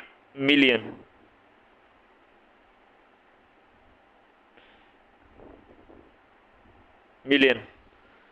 जो कुल कार्बन स्टॉक का 1.51% है देश के, कितना है? 1.51% है ISFR 2023 की रिपोर्ट के अनुसार। और राजस्थान कार्बन में आपको पहले कितना था देखिएगा, 21 वाली रिपोर्ट के अनुसार देखें तो 21 वाली रिपोर्ट के अनुसार 110.77 था, और अब कितना है? 110.1 है। 0.3% की कमी हुई है। प्रति व्यक्ति वन आपके क्षेत्र मात्र देखे राजस्थान में, प्रति व्यक्ति वन क्षेत्र, प्रति व्यक्ति वन क्षेत्र देखें तो कितना है? 0.03 हेक्टेयर। भारत के प्रति व्यक्ति क्षेत्र का कितना है? भारत के, ये राजस्थान का हो गया। भारत के देखें तो भारत में 0.13 है। यह ISF रिपोर्ट 2021 के अनुसार है, ठीक है ना, ये वाला आंकड़ा। राजस्थान में वन अग्नि की घटनाएं हैं 2023-24 में, तो सर्वाधिक आपके उदयपुर में हुई है अग्नि घटनाएं। उदयपुर के बाद में प्रतापगढ़, प्रतापगढ़ के बाद में डूंगरपुर, ठीक है ना, और डूंगरपुर के बाद में है राजसमंद। तो सर्वाधिक हुए हैं उदयपुर में, फिर प्रतापगढ़ में, फिर डूंगरपुर में, फिर आपके राजसमंद में हुए हैं। ये अग्निकांड है, ठीक है ना, अग्नि।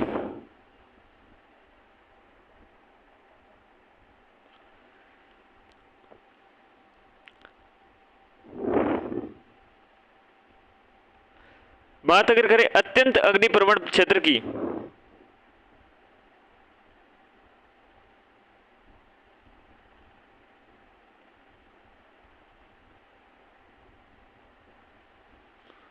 फिर है अत्यंत के बाद में अत्यधिक, अत्यधिक के बाद में है, अत्यधिक के बाद में अति अग्नि, अति के बाद में है आपके सामान्य, सामान्य के बाद में है न्यून,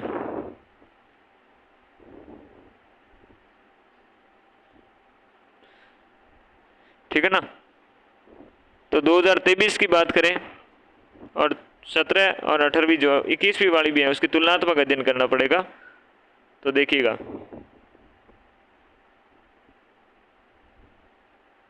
पहले 17 वाला लिखूं तो अत्यंत अग्नि प्रवण क्षेत्र है, ये 0 है %, और ये 23 में कितने हो गए? 0.43 हो गए या 42 हो गए, चलो 42 कर दो। और अत्यधिक है, ये अत्यधिक आपके 17 वाली जो है, 17 वाली बता दें, और ये 18वीं वाली है, ठीक है ना। 17 वाली में कितने थे? 1.18 हो गए, और अब आपके 2.83% हो गए।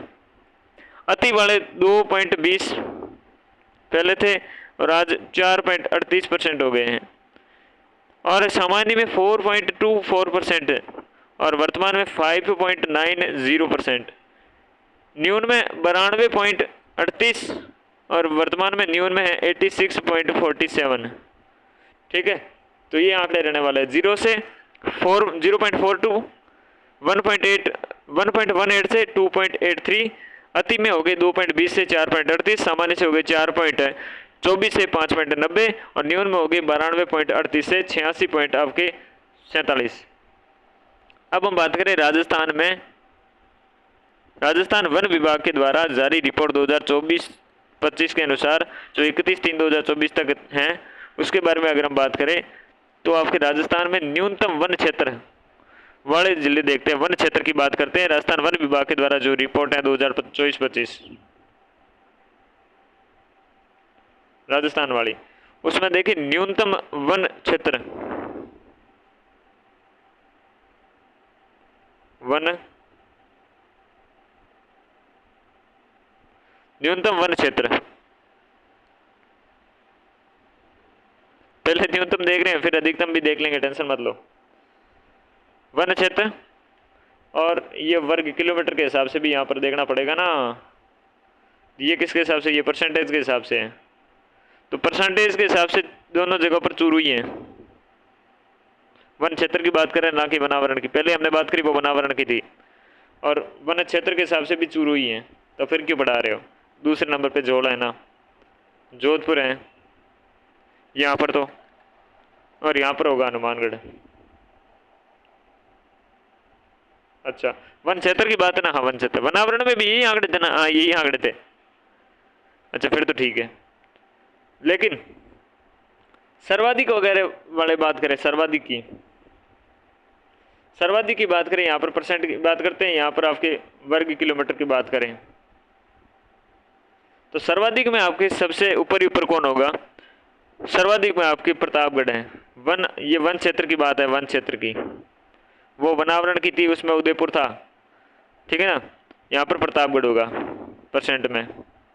अच्छा दूसरे नंबर पे कौन है? करौली है। तो वन क्षेत्र प्रतापगढ़ और करौली में सर्वाधिक है, बिल्कुल। और फिर आपके उदयपुर और बारां हैं।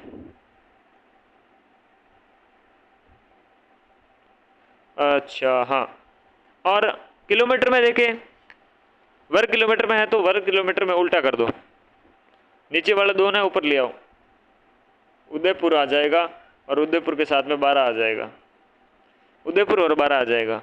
और इसके नीचे करौली है, करौली के साथ साथ में चित्तौड़गढ़ है, ये चित्तौड़गढ़ आ जाएगा। ये आपकी बात रह जाएगी न्यूनतम वन क्षेत्र और आपके अधिकतम वन क्षेत्र परसेंटेज और आपके वर्ग किलोमीटर के हिसाब से।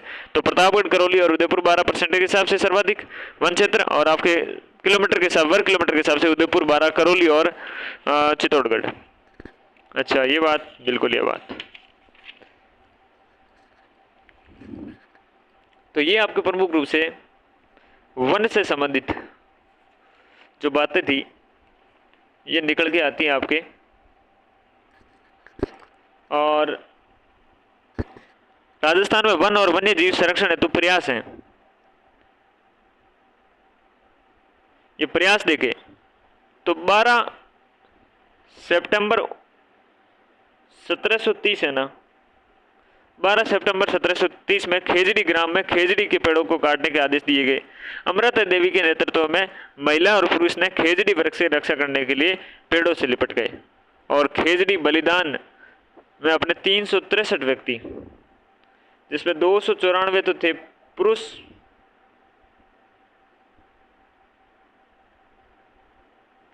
और 69 थी क्या? महिलाएं। अच्छा 12 सितंबर को राजस्थान में खेजड़ी दिवस के रूप में मनाया जाता है। इस 12 सितंबर को क्या है? खेजड़ी दिवस के रूप में मनाया जाता है, खेजड़ी दिवस, खेजड़ली। और खेजड़ली गांव में खेजड़ली दिवस, खेजड़ली दिवस। अमृता देवी की स्मृति में खेजड़ली गांव है ना, इसका नाम से एक गांव है, और ये गांव आपके एक मृग उपवन है, एक मृग क्या है? उपवन है, यहाँ पर एक मृग उपवन है यहाँ पर। अमृता देवी कृष्ण मृग अभ्यारण्य उसका नाम है। राजस्थान सरकार के द्वारा पर्यावरण संरक्षण व चेतना के क्षेत्र में अमृता देवी स्मृति पुरस्कार दिया जाता है। पर्यावरण संरक्षण और चेतना के क्षेत्र में क्या दिया जाता है? अमृता देवी पुरस्कार दिया जाता है, ठीक है ना? अमृता देवी पुरस्कार।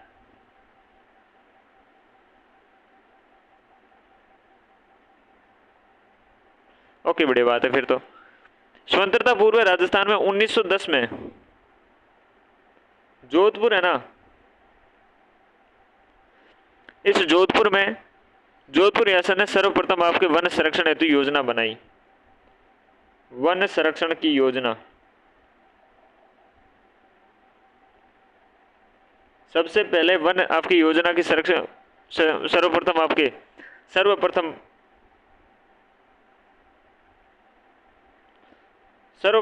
वन संरक्षण की योजना कौन बनाता है? जोधपुर बनाता है 1910 में। फिर 1935 की बात करें, अलवर में 1935 में अलवर में वन अधिनियम,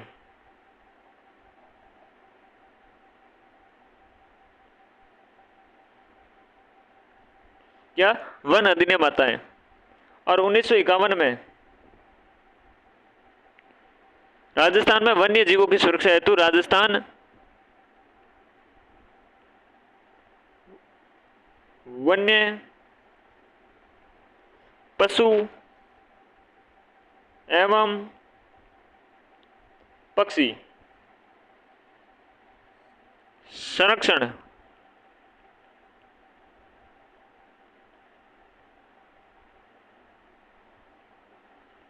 वन्य राजस्थान वन्य पशु और पक्षी संरक्षण अधिनियम है वो कब आता है? 1951 में आता है। कब आता है? 1951 में आता है। और जिसके तहत 1955 में, इसी के तहत आपके 1955 में प्रथम बार 5 रियासती शिकारगाहों को वन्य जीवों के लिए आपके आरक्षित क्षेत्र घोषित कर दिया। कितने? 5 आपके प्रमुख रूप से 5 आपके जो वन्य जीवों के लिए क्या कर दिया गया? 5 रियासती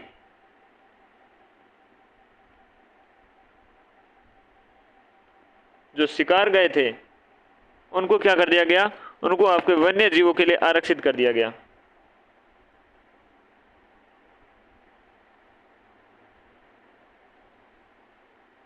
देख लो भाई, वन्य जीवों के लिए आरक्षित कर रहे हैं, ठीक है, वन्य जीव है तू, ऐसा ना कर दो कि शिकार के लिए आरक्षित कर रहे हैं। वन्य जीवों के लिए आपके आरक्षित किया जाता है, ठीक है ना। किसके तहत? जो अधिनियम है, इस अधिनियम के तहत राजस्थान वन्य पशु एवं पक्षी संरक्षण अधिनियम 1951 के तहत। फिर राजस्थान निर्माण के पश्चात 1953 में 1953 में वनों की सुरक्षा हेतु वन अधिनियम आता है। वन अधिनियम आता है। वन अधिनियम कब आता है? वन अधिनियम 1953 में आता है। 1 सितंबर 1973 को 1 सितंबर 1973 को भारतीय वन्य जीव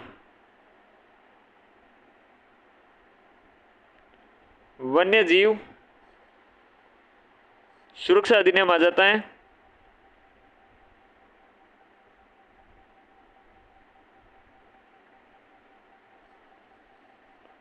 उन्नीस सौ बहत्तर के नाम से। कब आता है? 1 सितंबर 1973 में भारतीय वन्य जीव सुरक्षा अधिनियम 1972 आ जाता है, लागू किया जाता है। कब? 1 सितंबर 1973 को। और राज्य वन्य जीवों के शिकार पर आपके पूर्ण, जो राज्य में वन्य जीव हैं, इस वन्य जीवों पर जो शिकार है, शिकार पर पूर्ण प्रतिबंध लगा दिया जाता है। पूर्ण प्रतिबंध। Very good.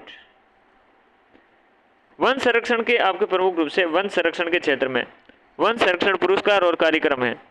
उनमें सबसे पहले हम बात करें इंदिरा प्रियदर्शनी।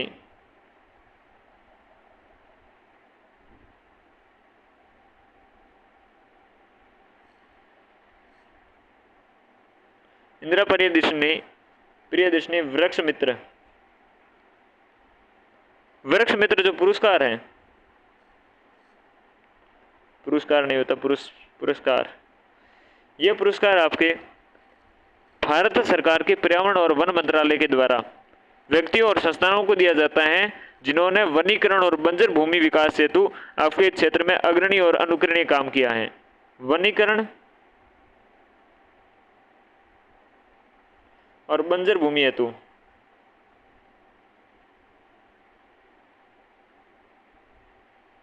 काम किया, उन्हीं को ही दिया जाता है। और कितने दिया जाता है? 2,50,000 रुपये। 2,50,000 रुपये इसके तहत आपके दिए जाते हैं।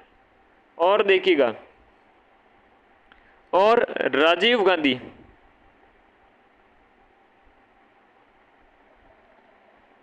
गांधी पर्यावरण संरक्षण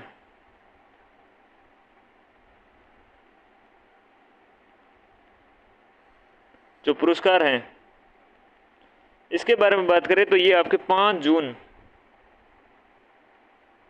2012 में स्टार्ट करते हैं। एक है कैलाश सांकला,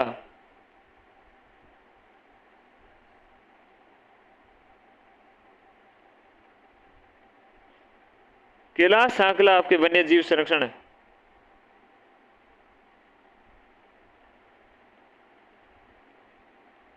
वन्य जीव संरक्षण पुरस्कार हैं, ये दिया जाता है। और राशि है इसकी 50,000।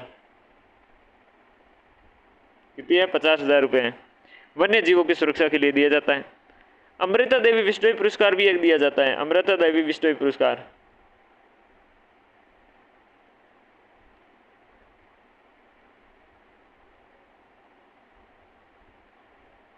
अच्छा, इसके बारे में क्या बात है? ये आपके वृक्षारोपण है और वन संरक्षण है, और वन संरक्षण के साथ वन्य जीव संरक्षण है।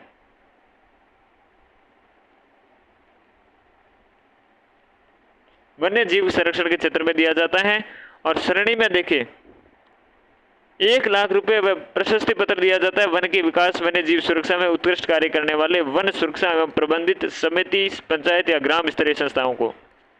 50,000 रुपये और प्रशस्ति पत्र दिया जाता है वन विकास, संरक्षण और वन सुरक्षा में उत्कृष्ट कार्य करने वाले व्यक्ति को। वन्य जीव संरक्षण और सुरक्षा में उत्कृष्ट कार्य करने को, वन्य जीव और संरक्षण और सुरक्षा में भी कार्य करने वाले उत्कृष्ट को भी दिया जाता है 50,000 रुपये। तो वन विकास और वन्य जीव सुरक्षा में आपकी उत्कृष्ट कार्य करने वाली वन सुरक्षा एवं संबंधित समिति, पंचायत और ग्राम स्तरीय संस्था, उसको तो मिलते हैं 1 लाख रुपये, और बाकी जो अलग अलग काम है उनको अलग अलग व्यक्तियों को दिया जाता है 50,000 रुपये। अमृता देवी विश्नोई स्मृति पुरस्कार 2023, तो इतना इंपॉर्टेंट अब नहीं बनता क्योंकि नए वाले भी आ चुके हैं। ओके, वनपाल पुरस्कार देखिएगा, वनपालक पुरस्कार,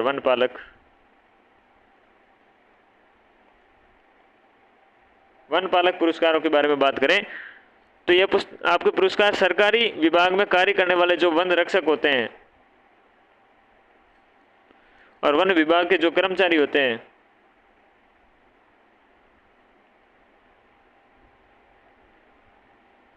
उन कर्मचारियों को दिया जाता है।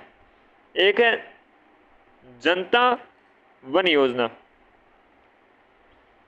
जनता वन योजना है, ये आपके 1996-97 में आती है, और उन उद्देश्य देखें तो वन और वृक्षारोपण के क्षेत्र में कार्य करने के निष्पादन के साथ साथ संरक्षण और प्रबंधन में वन प्रबंधन परिषद और अन्य संस्थानों को आपके शामिल करना।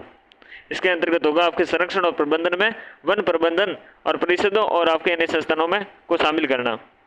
एक आपके घर घर औषधि, घर घर एक औषधि योजना के बारे में बात करें तो 2020-21 में ये योजना शुरू होती है। इसमें अश्वगंधा, गिलोय, तुलसी और कालमेघ,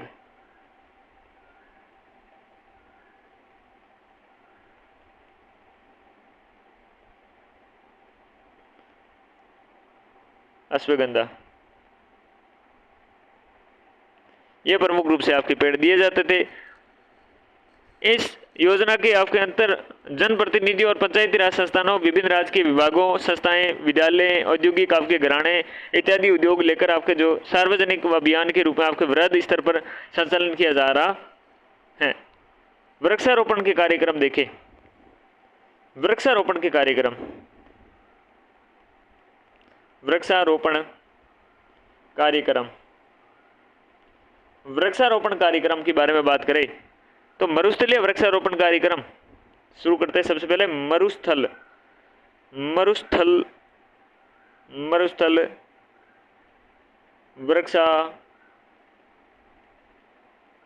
मरुस्थल वृक्षारोपण कार्यक्रम, और ये कब लाया जाता है? 1977-78 में। अच्छा, इसमें 10 जिले थे, ये 10 जिले शामिल थे। केंद्र की भागीदारी थी 75% केंद्र और राज्य की 25%। मरुस्थलीय विकास कार्यक्रम DDP, डेजर्ट डेवलपमेंट प्रोग्राम, इसके बारे में अगर बात करें तो ये 1977-78 में ये आता है, मरुस्थल विकास कार्यक्रम, ठीक है ना, 1977-78 में आता है, और ये 16 जिले में था। वो जो भी मरुस्थल वृक्षारोपण कार्यक्रम था वो 10 जिलों में ही था, और इसमें भी आपके 75-25 का ही % रहने वाला है। 75 किसका? सेंटर का, और ये आपका स्टार्ट का हो जाएगा। और एक है अरावली, अरावली वृक्षारोपण योजना, अरावली वृक्षारोपण योजना है। इसकी शुरुआत 1992 में होती है। कब होती है? 1992 में। 10 जिले इसमें शामिल थे। जापान है, ये क्या था आपके जापान, ये सहयोग था, इसका जापान का सहयोग था। योजना आपके 1992 में आती है। अरावली वृक्षारोपण है, 10 जिले हैं और जापान सहयोगी था। ठीक है ना। राज्य वानिकी क्रियान्वयन योजना देखे तो राज्य वानिकी क्रियान्वयन योजना 1996 से 1996, देखो कौन सा नाम है, राज्य वानिकी कार्यक्रम, राज्य वानिकी कार्यक्रम है। राज्य वानिकी कार्यक्रम 2000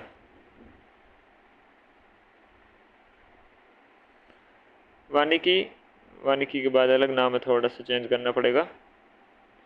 राज्य वानिकी क्रियान्वयन योजना, क्रियान्वयन योजना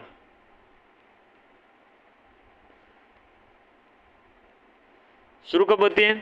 ये 1996 से 2016 तक 20 वर्षीय आपकी कार्यक्रम था, 20 वर्षीय। ठीक है ना, राज्य वानिकी क्रियान्वयन योजना। इसके बाद हम बात करेंगे हरित राजस्थान।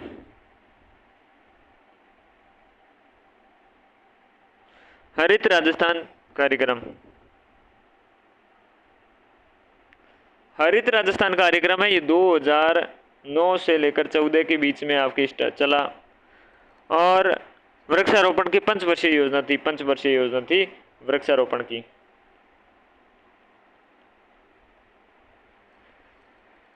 अरावली वृक्षारोपण योजना किसके आपके सहयोग से चला था? जापान के सहयोग से चला था। एक है वन धन योजना,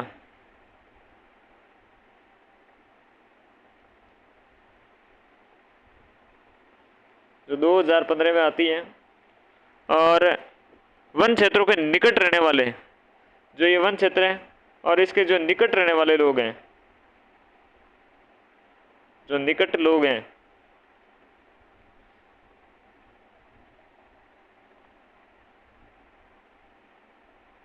इस वन क्षेत्र के निकट रहने वाले लोग हैं, उन लोगों के विकास के लिए, उनके वनों पर निर्भरता कम करने के लिए, रोजगार है वो उपलब्ध करवाने के लिए ये लेके आए थे।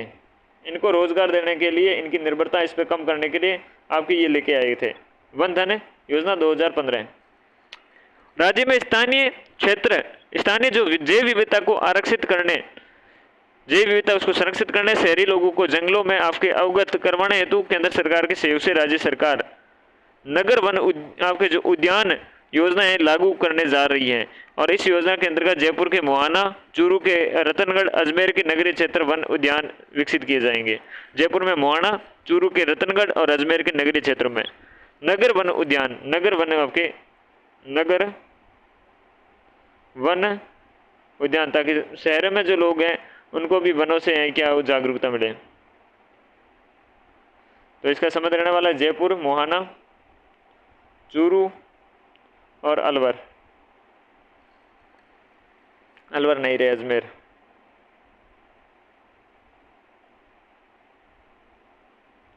अजमेर, ठीक है, ओके डन। राजस्थान वानिकी एवं जैव विविधता परियोजना आती है एक, राजस्थान है जैव विविधता और वानिकी परियोजना आती है एक, ठीक है।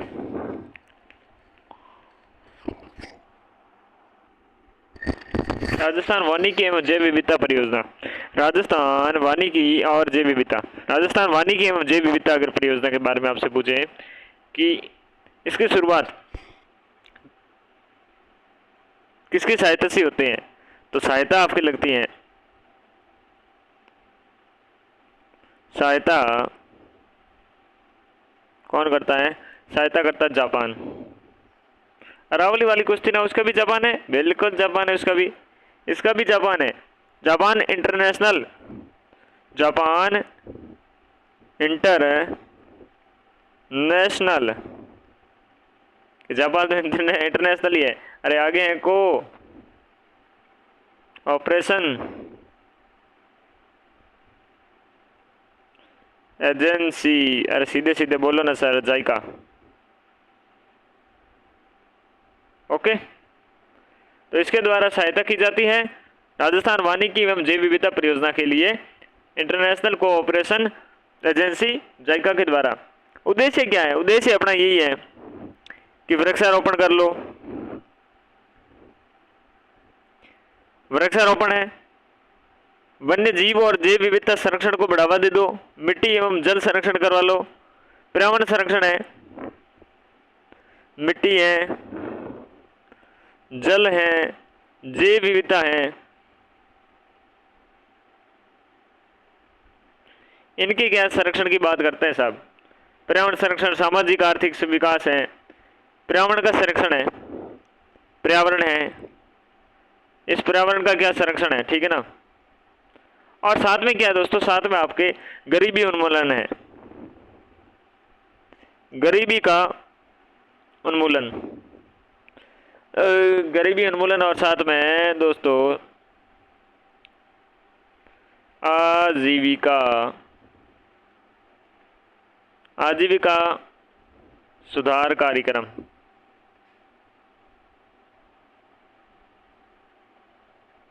है ना।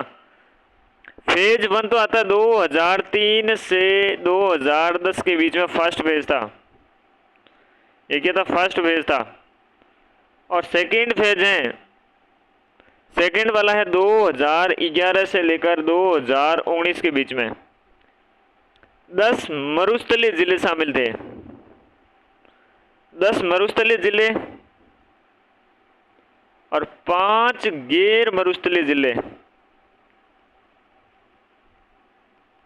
गैर मरुस्थलीय जिले। 10 मरुस्थलीय जिले में आपके सीकर, झुंझुनू, चूरू तो हो गई होगा, जालोर होगा, बाड़मेर होगा, जोधपुर होगा, पाली और नागौर होगा, जैसलमेर और बीकानेर होगा, गंगानगर, हनुमानगढ़ इसमें शामिल नहीं है, ठीक है। ओके, तो ये सीकर से शुरू करना, सीकर, झुंझुनू, चूरू, बीकानेर, बाड़मेर, जैसलमेर, जोधपुर, पाली, नागौर, जालोर, ये वाले अपने हैं। और 5 गैर में हो जाएंगे, 2 नीचे वाले अपने भाई हो जाएंगे, डूंगरपुर, बांसवाड़ा, और कौन सा है, भीलवाड़ा,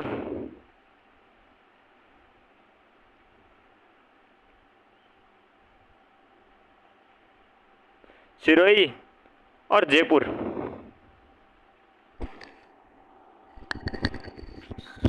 ओके, तो ये बात, राज्य के 15 जिले और 7 वन्य जीव संरक्षित क्षेत्र हैं। 15 तो हो गए टोटल आपके जिले, और 7 क्या इसमें, 7 आपके वन्य जीव संरक्षित क्षेत्र हैं। कौन कौन उसमें शामिल होंगे? वन्य जीव संरक्षित क्षेत्र में कुंभलगढ़ होगा,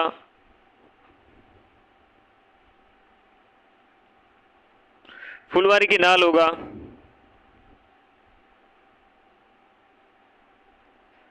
और कौन कौन से और होंगे, बिल्कुल सीता माता होगा,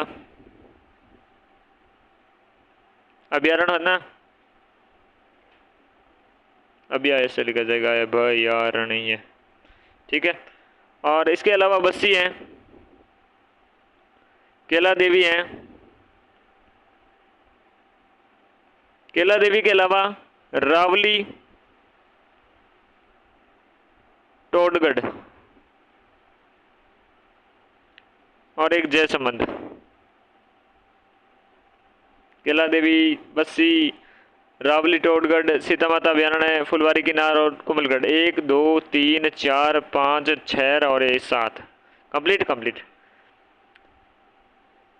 जायका की सहायता से आपके वर्ष में संचालित किया गया। और योजना के घटक देखें तो वृक्षारोपण है, कृषि वानिकी है, जल संरक्षण है, जैव विविधता संरक्षण है, गरीबी उन्मूलन है, आजीविका सुधार है, क्षमता निर्माण है, प्रशिक्षण और अनुसंधान तथा सामुदायिक संगठन आपकी विकास, ये सारी चीजें देखी।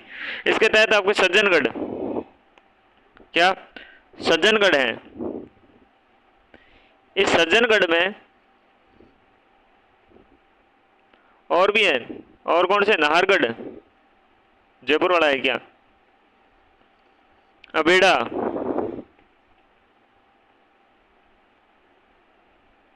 अबेड़ा, ठीक है। और कौन सा पेड़ा, और आपके मरुद्रा, मरुद्रा बायोलॉजिकल पार्क,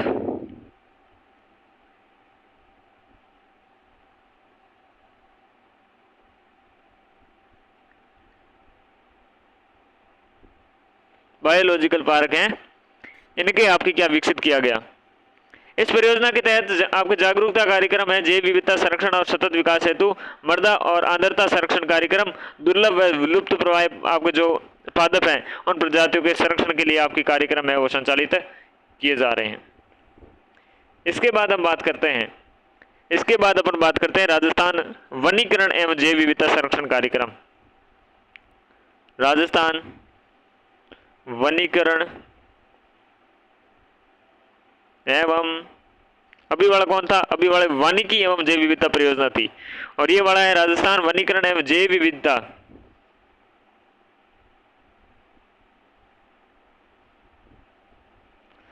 विविधता संरक्षण कार्यक्रम, संरक्षण कार्यक्रम। और ये आपके 2021 में शुरू किया गया, और ये भी आपके जाइका के सहयोग से जापान इंटरनेशनल कोऑपरेशन एजेंसी के द्वारा 10 मरुस्थलीय जिले इसमें शामिल हैं। इसमें गंगानगर और हनुमानगढ़ के अलावा वो वाले जिले हैं, और 9 गैर मरुस्थलीय हैं। कितने हैं? 9 गैर मरुस्थलीय हैं, जिनमें आपके जयपुर हैं। सबसे पहले तो ये बता दूं, नीचे वाले 3 ब्रदर्स मैं जो हमेशा कहता हूँ, 3 ब्रदर्स कौन से हैं? प्रतापगढ़, डूंगरपुर और बांसवाड़ा। और इसके अलावा है जयपुर। जयपुर के अलावा है साहब जी कौन सा? राजसमंद।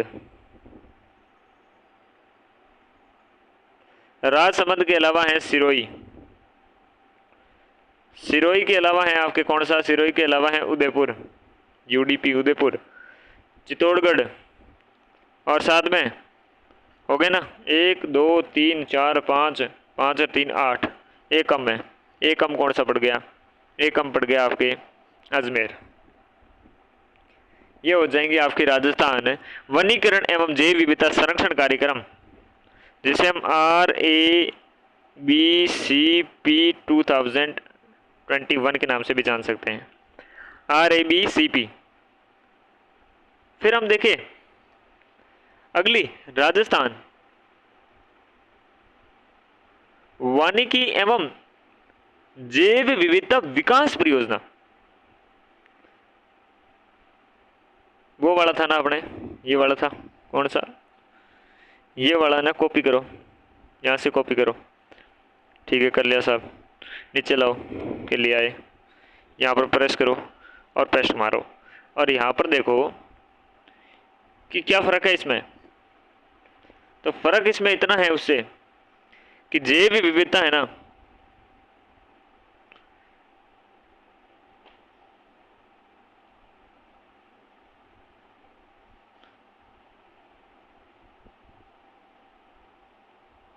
जो ये जैव विविधता यहाँ पर क्या है? विकास परियोजना। ये आता ही नाम चेंज हो जाए आपके क्या? RFBDP 2021। और यहाँ पर आपके जो ये राजस्थान वानिकी और जैव विविधता विकास परियोजना है, ये फ्रांस की सहायता से है। किसकी सहायता से? ये आपके फ्रांस की सहायता से मेरे दोस्तों, फ्रांस की सहायता से है। AFD एजेंसी आपके फ्रांसिस डी डेवलपमेंट एजेंसी आपके फ्रांसिस डेवलपमेंट द्वारा आपके समर्थित हैं, और ये 2023-24 से आपके कब से कब तक? 2023-24 से 2030-31 तक 8 वर्षों तक कार्य करेगी, 8 वर्षों तक। और वित्तीय सहायता है AFD की 70%, और राजस्थान राज्य की है, राज्य की कितनी है? राज्य की है आपके 30%। अच्छा, और इसके बाद में देखें इस परियोजना में जिले कितने शामिल हैं? तो इस परियोजना में टोटल आपके 13 जिले हैं, 13 जिले शामिल होने वाले हैं इसमें। अच्छा, कौन कौन से इसमें शामिल होने वाले हैं साहब? 4 तो है हाड़ौती वाले, हाड़ौती ब्रदर्स में कोटा, बूंदी, बारा, झालावाड़ रहते हैं। फिर है आपके नीचे वाले ब्रदर्स हैं क्या? नहीं है, वो वाले नहीं है। तो और आपके हो जाएंगे सवाई माधोपुर, साथ में जयपुर, और हो जाएंगे भरतपुर,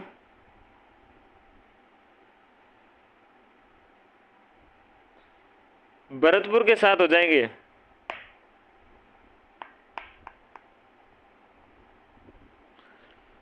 धौलपुर। ठीक है, धौलपुर के साथ में करौली, अलवर, अलवर, धौलपुर, भरतपुर, करौली, सवाई माधोपुर, जयपुर, ठीक है ना, और दौसा। 4, 5, 6, 7, 8, 9, 10, 11, 2 और बच गए। एक दौसा है तो टोंक आ जाएगा, टोंक, दौसा, अलवर, जयपुर, जोधपुर, ठीक है। और एक कोई और बच रहा है, वो कौन सा है? और कौन सा? 4, 5, 6, 7, 8, 9, 10, 11, 12, भीलवाड़ा। कौन सा है? भीलवाड़ा। ओके, ये स्थिति है कि बिल्कुल ये स्थिति आपके 13 जिले रहने वाले हैं, और जिसका आपके उद्देश्य देखें तो पूर्वी क्षेत्र है। इस अपने पूर्वी क्षेत्र में जैव विविधता है, इस जैव विविधता का आपके संरक्षण करना है। जैव विविधता का, जैव विविधता इसका संरक्षण,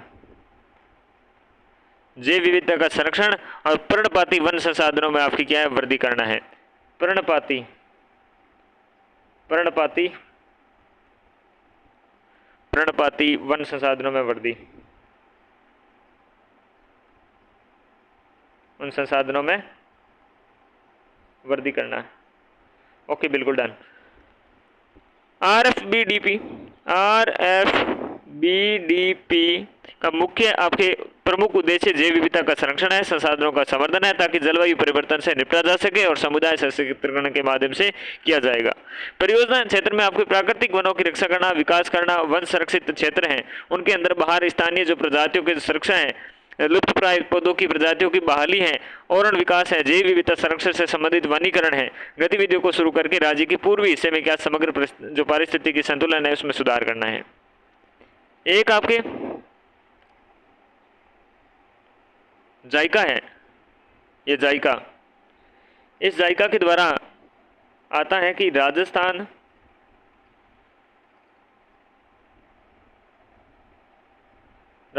जलवायु,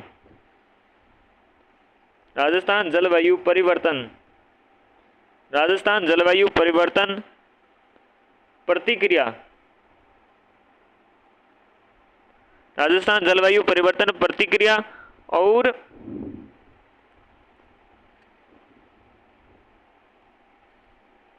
पारिस्थितिकी तंत्र सेवा, पारिस्थितिकी तंत्र सेवा है, ये पारिस्थितिकी तंत्र सेवा आपके रहने वाला है। पारिस्थितिकी तंत्र सेवा संवर्धन, ये किसके द्वारा? जायका के द्वारा है, ठीक है ना। राजस्थान जलवायु परिवर्तन प्रतिक्रिया और पारिस्थितिकी तंत्र सेवा संवर्धन जायका के द्वारा स्टार्ट किया जाता है। जापान अंतर्राष्ट्रीय सहयोग एजेंसी के द्वारा है, ये वित्त पोषित है, और अक्टूबर 2024 से आपकी क्या है? प्रभावी है। मार्च 2025 तक प्रभावी रहा। इस परियोजना के विकास में आपके 19 क्या है? 19 जिले हैं शामिल। अजमेर है, बाड़मेर है, बीकानेर है, चूरू है, चित्तौड़गढ़ है, डूंगरपुर है, जयपुर है, जैसलमेर है, जालोर, झुंझुनू, जोधपुर, नागौर, पाली, प्रतापगढ़, सीकर, सिरोही, राजसमंद, उदयपुर क्रियान्वित की जाएगी। 2024-25 के दौरान इस परियोजना के तहत आपने कृषि वानिकी कार्य है, राज्य पक्षी ग्रेट इंडियन बस्टर्ड संरक्षण है, जैव विविधता प्रबंधन समिति है, औरण संरक्षण है, और पौधों के सूक्ष्म रिसर्च का आपके जो निर्माण है ये किया जाएगा। इसके अंतर्गत ये सारी चीज़ें की जाएगी। सामाजिक वानिकी देख लें अगली अपनी, सामाजिक वानिकी। तो सामाजिक वानिकी के अंतर्गत राजस्थान के वन विकास से संबंधित आपके सर्वाधिक महत्वपूर्ण कार्य 7वीं पंचवर्षीय योजना, जो 7वीं पंचवर्षीय योजना थी इसमें हुए। और 1985 में सामाजिक वानिकी कार्यक्रम चलाया गया और इसके अंतर्गत वन क्षेत्र पर आपके वृक्षारोपण कर उसकी देखभाल का कार्य स्थानीय लोगों को सौंप दिया गया और वन उपज प्राप्त करने का अधिकार भी उन्हें स्थानीय लोगों को दिया गया, जिसके कारण समुदाय में सहयोग के वनों का आपके विकास हुआ। फिर आपके JFM चला, जॉइंट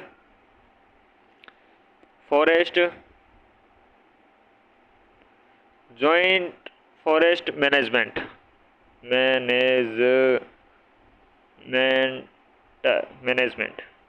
अच्छा, ये क्या है दोस्तों, ये आपके भारत में 1990 में लागू और राजस्थान में 1991 में प्रारंभ।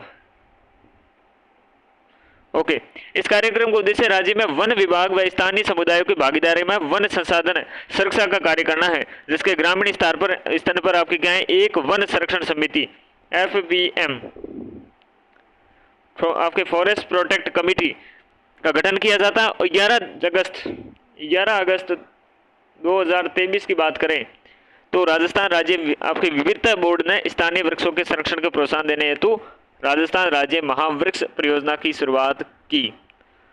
और राजस्थान की इको टूरिज्म पॉलिसी की बात करें, पारिस्थितिकी पर्यटन आपके जो नीति है वो 15 जुलाई 2021 को आपकी क्या होती है, शुरू होती है और 2030 तक ये चलेगी। राजस्थान इको टूरिज्म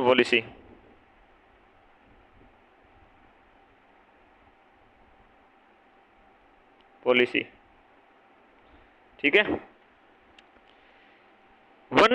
वनस्पति और वन्य जीव के संरक्षण से संबंधित अधिनियम देखें तो वन संरक्षण अधिनियम कब आया? वन संरक्षण अधिनियम है, ये आता है 1980 में और आपके संशोधित होता है 1988 में। पर्यावरण संरक्षण जो अधिनियम है ये आता है 1986 में। जैव विविधता संरक्षण अधिनियम है क्या, जैव विविधता जो संरक्षण अधिनियम है यह आता है 2002 में। पर्यावरण संरक्षण अधिनियम आता है 1986 में। वनों के संरक्षण और प्रबंधन हेतु village forest protection and management आपकी जो कमिटीज हैं VFPMC, village forest protection and management communities eco development committees का गठन किया गया है। और 1985 में स्थापित शुष्क वन आपके अनुसंधान संस्थान आफरी जोधपुर में स्थित है। और 1959 में क्या है आपके काजरी केंद्रीय शुष्क क्षेत्र अनुसंधान केंद्र, शुष्क वन अनुसंधान संस्थान आफरी जोधपुर में है 1985 में और यह है 59 में। आफरी का उद्देश्य क्या है, शुष्क और अर्ध शुष्क क्षेत्र में वनों और वन्य जीवों के विकास हेतु आपके अनुसंधान करना। चलिए, ये थे अपने वनों से संबंधित बहुत लंबी चौड़ी डिस्कशन थी और ये डिस्कशन अपने बहुत लंबी श्रृंखला में कंप्लीट कर ली है। चलिए, इस कक्षा में बस इतना ही, मिलते हैं अगली कक्षा में, तब तक के लिए नमस्कार।